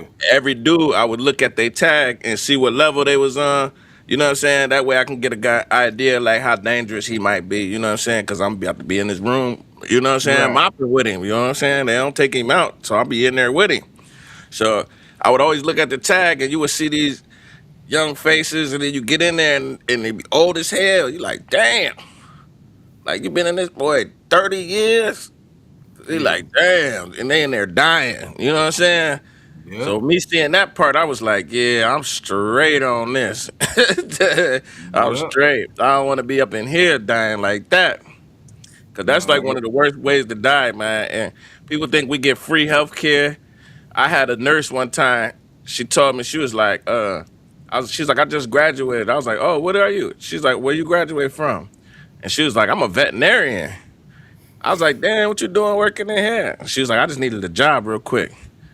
I'm That's Mm. like, crazy. damn, so you ain't even really trained to work with humans. You trained to work with animals. Right. Yeah. I mean, it sound about right. That's But why they the put food her they in was prison. giving That's us, why the she worked food used in to say prison. not for human consumption on the box and shit. Yeah. You know what I'm saying? But Facts. I remember one time I was at Jackson. I was in Jackson behind the wall. I was in think I was in 4 block, and I had broke my arm. I had like a little fracture in my arm. My arm was broke, and I go back to the cell and shit. I had did it on the yard. I go back to the cell. I tell the police, I'm like, hey, listen, like my arm fucked up. You know what I'm saying? I think like I had broke some bones before, so I tell them like, yeah, I think it's broke. You know what I'm saying? They're like, oh, you can move it. You can move it. I'm like, yeah, I can move it. You know what I'm saying? It's straight, but I think it's, you know what I'm saying, it's still broke. I can feel it. So like, all right, they send me to healthcare. I go to healthcare. I'm over there, just a little nurse or whatever. They're like, you can move it. I'm like, yeah, I can move it and shit. So I do the movement. They're like, yeah, I don't think it's broke. You know what I'm saying? You know, whatever. And I'm just like, so they're like, here, just take these little ibuprofens. You know what I'm saying? And head back to the cell. And I'm like, listen, man, my shit broke. You know what I'm saying? Like I'm telling you, I broke bones before. I done broke my leg before. This time I done broke my hand. I done broke my elbow. I'm like, I done broke bones before. I know what it feel like. Like it's broke. Nah, yeah, all right. You know what I'm saying? If it give you a couple days, if it still hurt, we'll send you over to get some X-rays. I'm like a couple days. I'm like, all right. So that night, now being in 4 and 5 block, I know that the healthcare they leave at a certain time because they got Dwayne Waters over there and they keep staff over there all night. So I wait till third shift come in, and I'm in there and I just laid out on the ground. You know what I'm saying? Third shift come through their round. They're like, "What's wrong?" I like, "Man, I'm in too much pain. I really ain't in no pain at all, really. You know what I'm saying? But I know my arm is broke." So I'm like, I'm laying down on the ground. I'm putting on the act. You know what I'm saying? They're like, "What's wrong?" I like, "Man, my arm broke. Like I tried to tell them early, like you need to send me to healthcare right now. Like my shit to the hospital. My shit broke." So boom. Finally sent me to the hospital. They sent me over there, Dwayne Waters, in third shift. It's like 12:30 at night. Get in there, the doctor come in. He like, "What's wrong?" I'm like, "Man, I think my arm broke." He looking at it. "Oh, you can move it?" I'm like, "Yeah." He do the little test on the elbow. He like, "Oh, it ain't broke." Now this the doctor. I'm at the hospital. I'm like, "Man, it's broke." So he like, "All right." He said, "Well, how about this? If it's broke, you know," he's like, "You want to bet you a gambler, man?" And I was like, "Yeah, kinda." You know what I'm saying? He was like, "All right, if it's broke, we'll do this, and this. If it's broke, you got to go back. You can't never come over here again. Blase split." All right, but if it's broke, I want a chicken sandwich and a pop out the machine. You know what I'm saying? Boom, he come back. He do the X-rays on me. He come back like 5 minutes later. He was like, "Well, you right.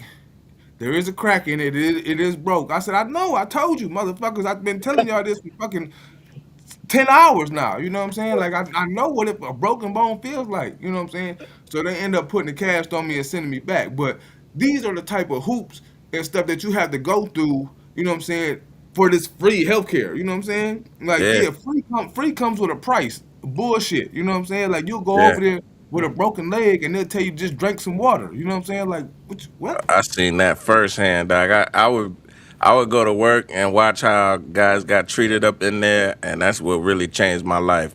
Cause seeing that every day, seeing guys get stabbed up, from different joints, and they get transported there, and they be in there screaming all day. Nurses don't really give a damn. They moving slow as hell. You know what I'm saying? You see the crazy people that lost their mind in the joint, and they put them in the crazy unit up in there, and they got them in the padded cells every day, and they be going crazy. They don't be cutting their nails, and they be in there looking like grand wizards because all their hair grow out and their toenails grow out, and they be having them strapped up in chairs all day. Dog, I was like, yeah, never, never will I Yeah. be in that. Man, for real, Never. I ain't gonna lie. That was always one of my things too. I had seen a couple guys in there that was just like needed like aid. You know what I'm saying? And just the way they got treated, and I was just like, man, I can't go out like that. Like Mm-hmm. I can't go out Man. like that. You know what I'm saying? It just be bad, man. And then you know, like I said, you see people in there die. I seen people die like get unalived in front of my eyes, you know what I'm saying? And just pass away. Like, you know what I'm saying? A couple of my mans passed away from COVID, like right before I came home. Like, Man. you know, it was crazy. The way they handle COVID in there too, I don't even think people really understand the Yeah, I whole. was gonna ask, what was that like with the COVID situation? So I came home in August of 2020. So that was right in at the ass end of COVID, right? But I was going to see the parole board right when COVID hit. So when what happened was, I don't care what nobody say, I stand on this. I believe this wholeheartedly. When they was on CNN every day with the counting of COVID. Oh, COVID's in Florida. It's in New York. It's in. This is before any case was in Michigan. We didn't have zero cases confirmed in Michigan. The weekend before, probably like 7 or 8 people from my unit went on a visit on a Saturday. Sunday, every last one of them was sick. Mm. Now, one of the homies, his people, had just came back from Florida.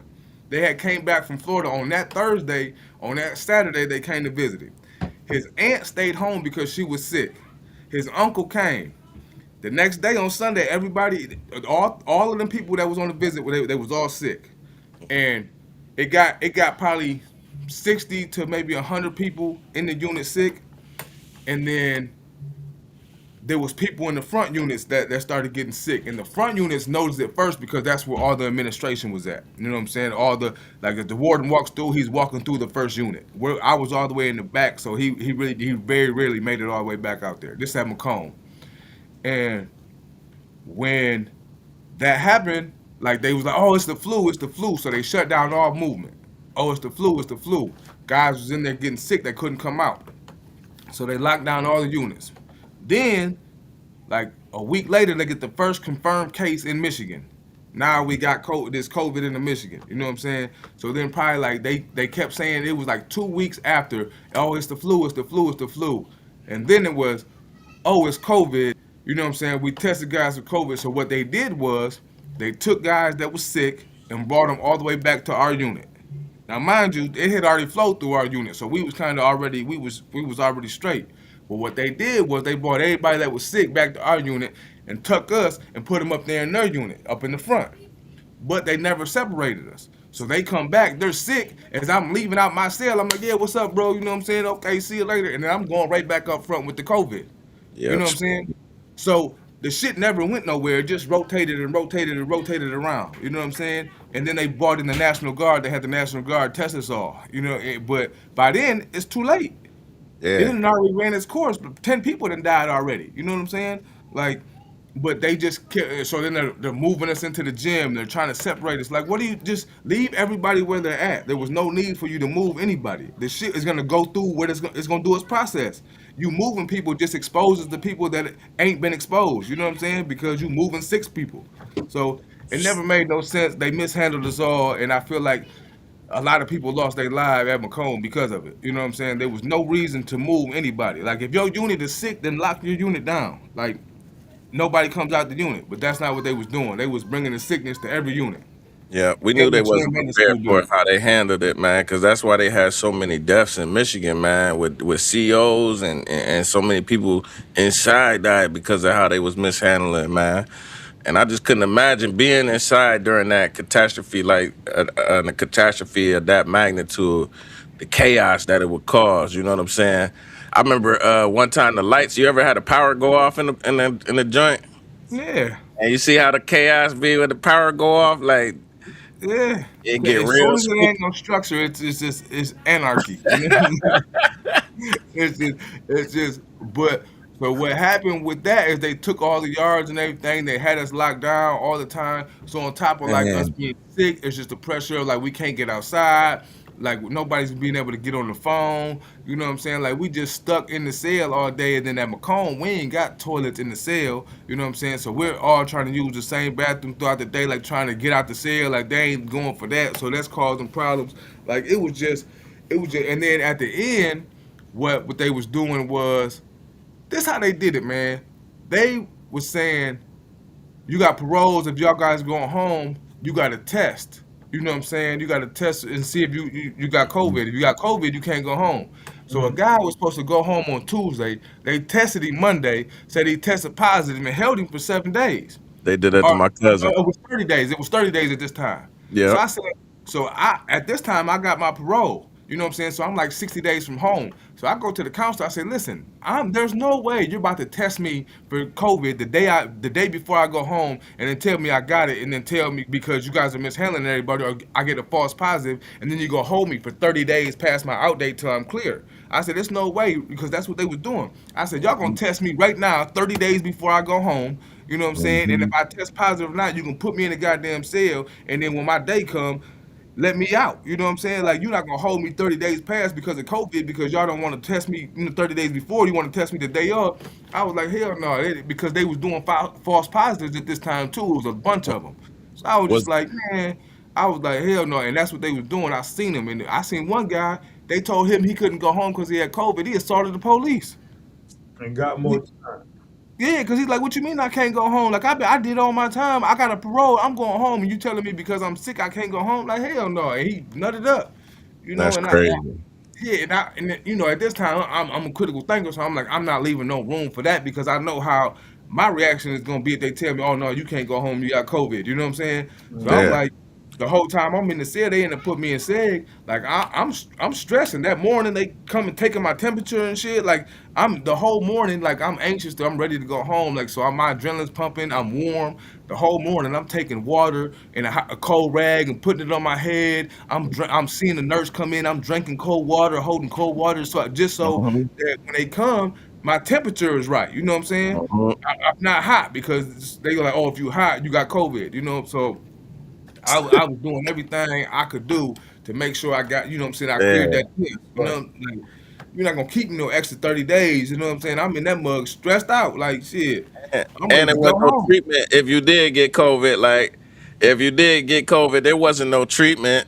Like, they wasn't putting people on ventilators or giving them no No, special they wasn't giving antibiotics. me no medication or nothing. They didn't say nothing. Like, I had COVID clearly. I lost my sense of smell. You know what I'm saying? That was the only real effect I had. I lost my sense of smell. So, but like when it came back, you know, I was like, oh, okay. And I had like a little slight like headache at the front of my head, like I never really had before. It was just like an irritating. I don't even know. It felt like I had spiders crawling on my forehead for real. It wasn't like no real pain, but it was just like irritation at the front of my forehead, and I lost my sense of smell. But other than that, I was cool. You know what I'm saying? Like, I was still working out and everything. I couldn't smell nothing. I was still working out. But you know, other people wasn't as fortunate as me. You know, they was folded up. I had a bunkie that he had COVID, and he was in there, couldn't move. Like, every day shaking, and he's hot, then he's cold, and you know, like, he luckily lived. But like, them boys were trying to file medical paroles and everything, trying to get off that shit, man. COVID was a motherfucker. Yeah, that's how it was for me, man. It was a mug, man. It was a Yeah, mug.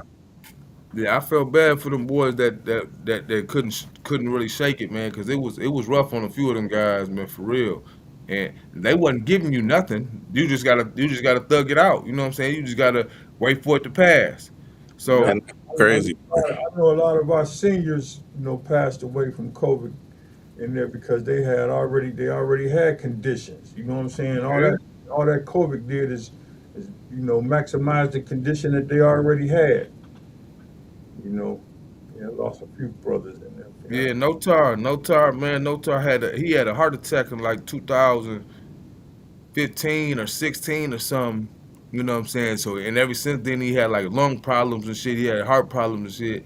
And when COVID came, he was like, man, listen, y'all got to keep me away from this shit. I can't, you know what I'm saying? I can't get this shit. You're And right. like, he tried to stay away from it. He had got it. He was sick for a minute, and then it was cool. And then like, he had went away. And then as soon as I had went home, they had reached out, was like, shit, bro ain't make it. You know what I'm saying? I'm Mm, like, what you mean? Like, yeah, he had caught COVID again, and it just got a hold of him. You know what I'm saying? Fucking swole his lungs up and everything, and just, I said, man, that's crazy, man. The man that's telling you, crazy. like, look, I can't catch this COVID in here. Y'all like, it's gonna kill me, man. And they just ignored him. You know what I'm saying? So Hmm. Man, that's crazy. Look, you said how you all had the COVID before they had announced it. yeah, yeah, I believe so. I believe because everybody in the unit was sick, but I'm like, I'm telling everybody, I'm saying it as a joke. Like, man, y'all got COVID. But at this time on CNN, there was no confirmed cases in Michigan. You see what I'm saying? Mm, But people that had just came to visit had just came from Florida, where it was kind of running wild at that time. So I mhm. think they brought it back from Florida with them. I mean, clearly it was already here.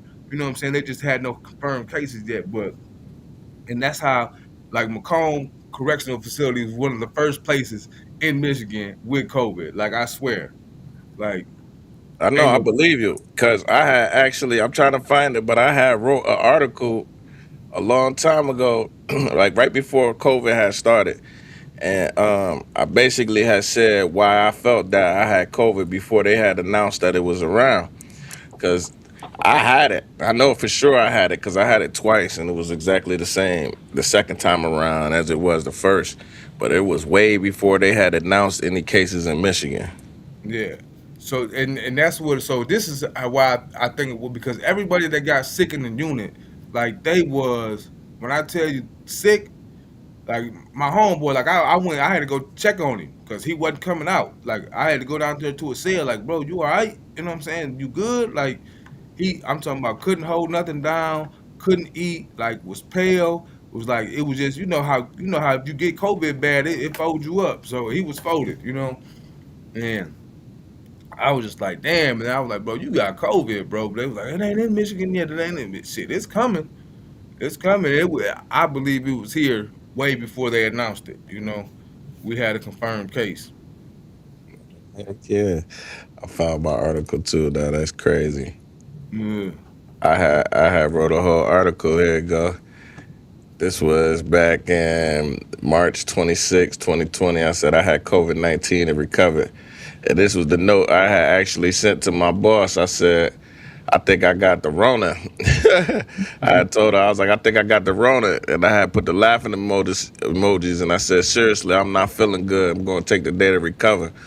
And I was actually down for a whole week with the virus. You know what I'm saying? Before them even acknowledging that it was around. You know what I'm saying? So I had wrote a whole article about it because they was lying. You know what I'm saying? Telling the people it wasn't here when I knew for sure that it was here. Right. Yeah, I definitely knew it was here too before. It had to been, it was a week before they had announced the Michigan case, and them boys was already sick and already folded up. Man, You know, that's somebody crazy. probably gonna call from the institution, man. You know how that be up in the air. Yeah, man, they don't control that, man. They don't control that. But it's all good. Maybe we'll catch you next time, man. We got 10 more minutes left in our show today. Yeah. Bro, who you waiting on call, Rick and Neil? Echoes Bay, Okay, okay. he's supposed to call today. Yeah, you see, I know last couple I don't know if you peeped the little art in here. You see what that is right there. That's yeah, that's a big tone piece right there. okay, Yeah, that's a big tone piece. This a big tone piece too right here. all That's right. You feel me? Big tone did both of them right there. Those are nice. Yeah. So what else we got going on, man? You know, further in this end of this month, man. Somebody told me that July is Men's Mental Health Awareness Month. Yeah. I mean, far as yeah. yeah. I see you. Oh yeah, let me say something, cuz Carrie, I ain't gonna get on you. I know you. I see you still watching and everything. Just let me get you hip to some people first language. I know you don't mean no harm. You probably ain't really, you know what I'm saying, too. You is, but you ain't. So stop. Try to do better, please, as far as like when you refer to individuals that's been locked up, inmates and prisoners, you know what I'm saying, and convicts. We don't like them terms. You know what I'm saying? Like we more the, we human beings first. You know what I'm saying? A lot of us got names, if not all of us. You know what I'm saying? So we as men first.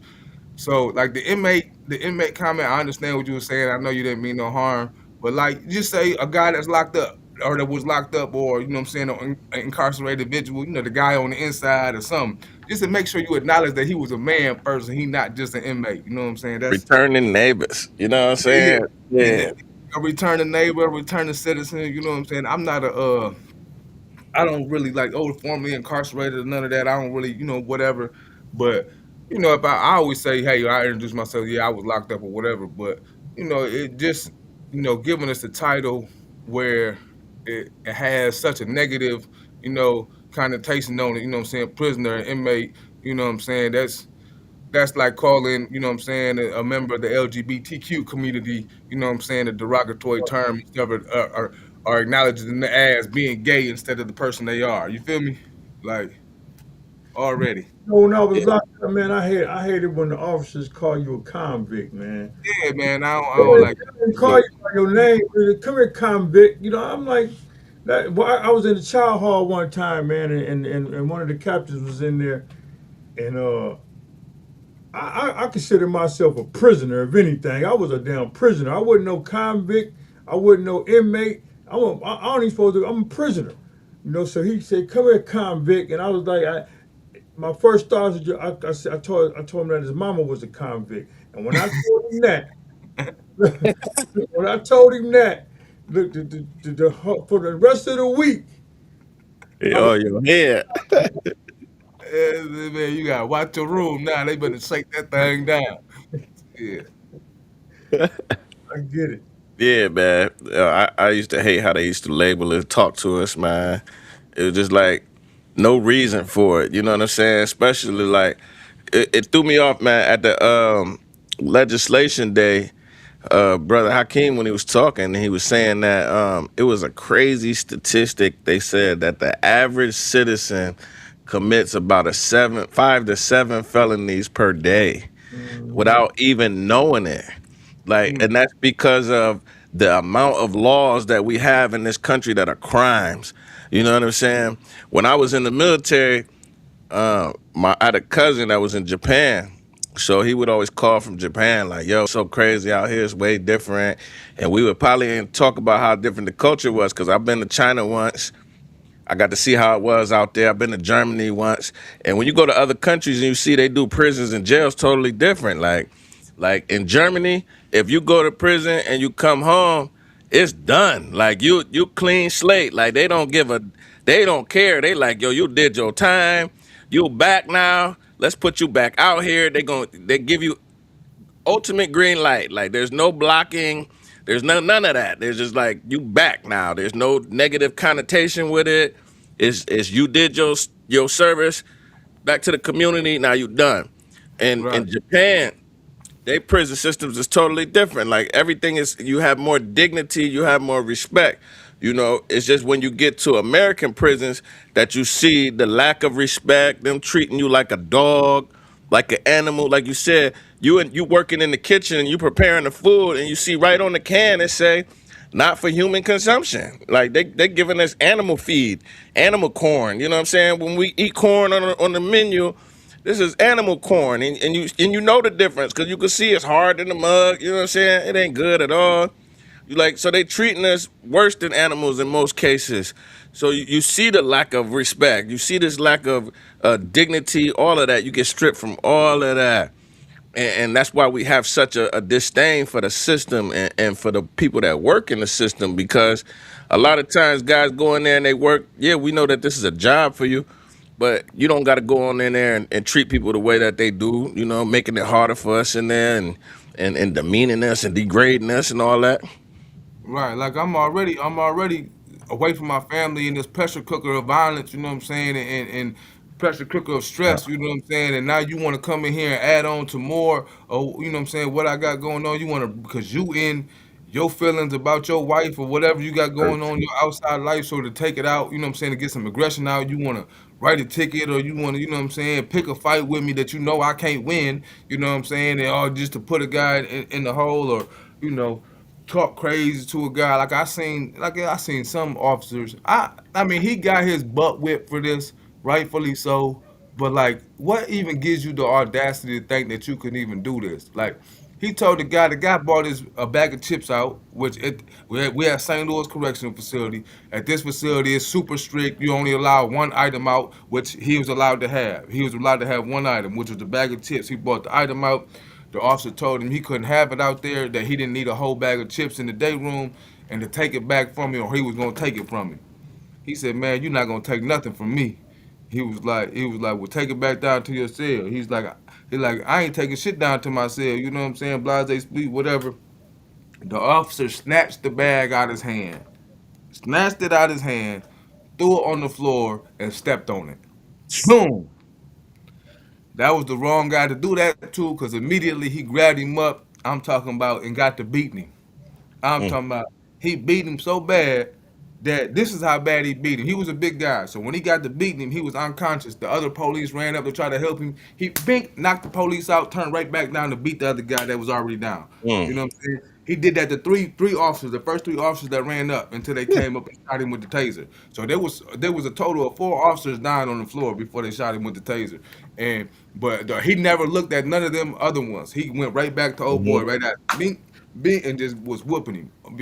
Like when you doing stuff like that, like you know what I'm saying, like how do you expect a guy to react? You know what I'm saying? Like Yeah. you know what I'm saying? He don't care that you the police, that Yeah.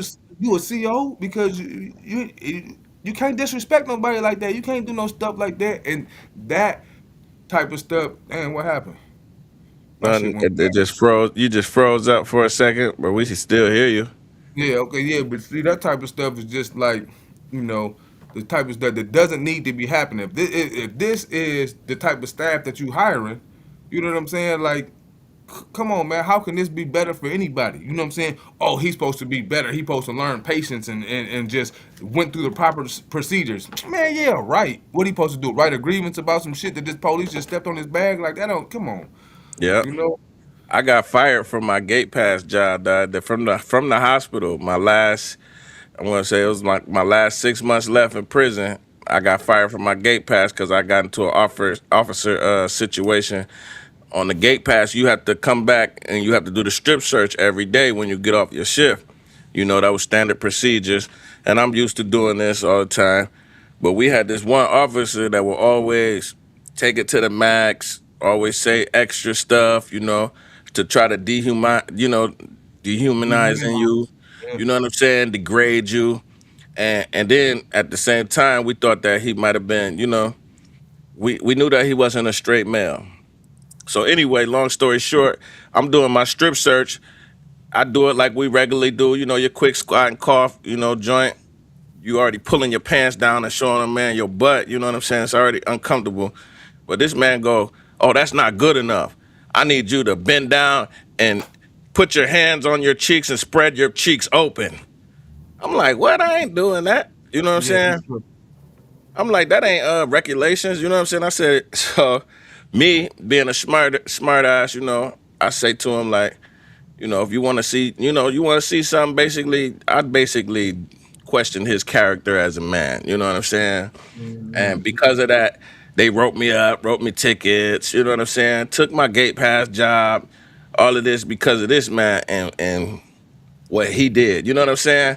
But they don't even take it into consideration. Like, yo, he going extra. He doing more than what he's supposed to do. Like, how is this not a sexual assault, a violation, you know what I'm saying, of my rights? That's how I learned, like, we don't have no rights when we inside, man. Well, they Yeah, do got nah, they do got a them law, rights are they gone. do got a lawsuit in place now pertaining to some things like what you just talked about. They got a firm on that, when they doing strip search and stuff, videoing it and stuff like that. They got a lawsuit with that. With them Yeah, as it should. And you already know with the women's prison what they deal with the amount of sexual abuse that they deal with when dealing with those situations, man. It's just it's just degrading all the way around, man. And that's why there's so much self-harm done inside the institutions by people that are locked up inside and by the correction officers. That's why they got so much self-harm in their community themselves too. Because imagine having to subject yourself to that job and having to strip search men all day. You know what I'm saying?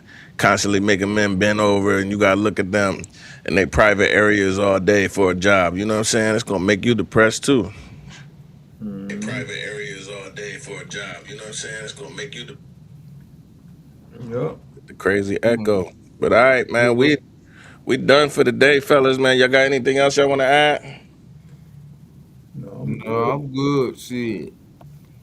That's what I'm talking about, man. Going down to Pontiac. I'm going down to Pontiac, and you know that's where the man Swanson gonna be at. The one of the runneries for governor, candidate for governor. So, Oh, you talking about Chief Swanson? yeah, he gonna be down in Pontiac. So it's a meet and greet. So I get some questions I want to ask him, man, pertaining to, because all these politicians always run off of, criminal justice reform. They all run off of that, you know what I'm saying? But are they really going to do what they say they're going to do once they get into that position?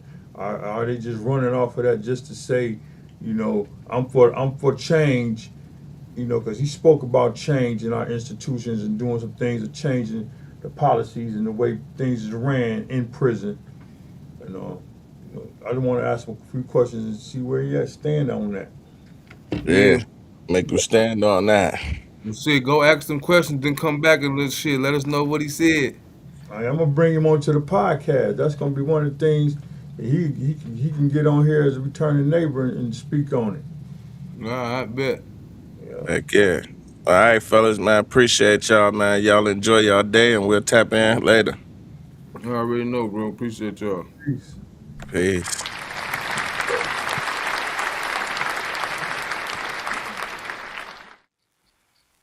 Who do I turn to?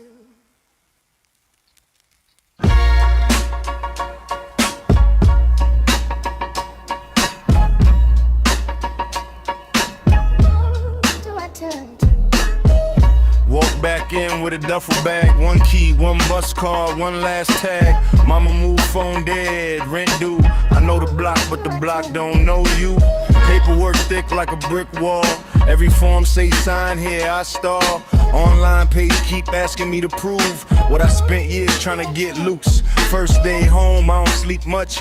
Window half open, hearing loose cuffs.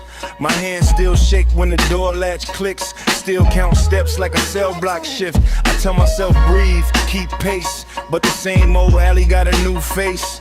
And everybody say keep your head up. Like clean is easy when the whole world fed up. 72 hours, that's the test. Keep my feet on the floor, keep calm.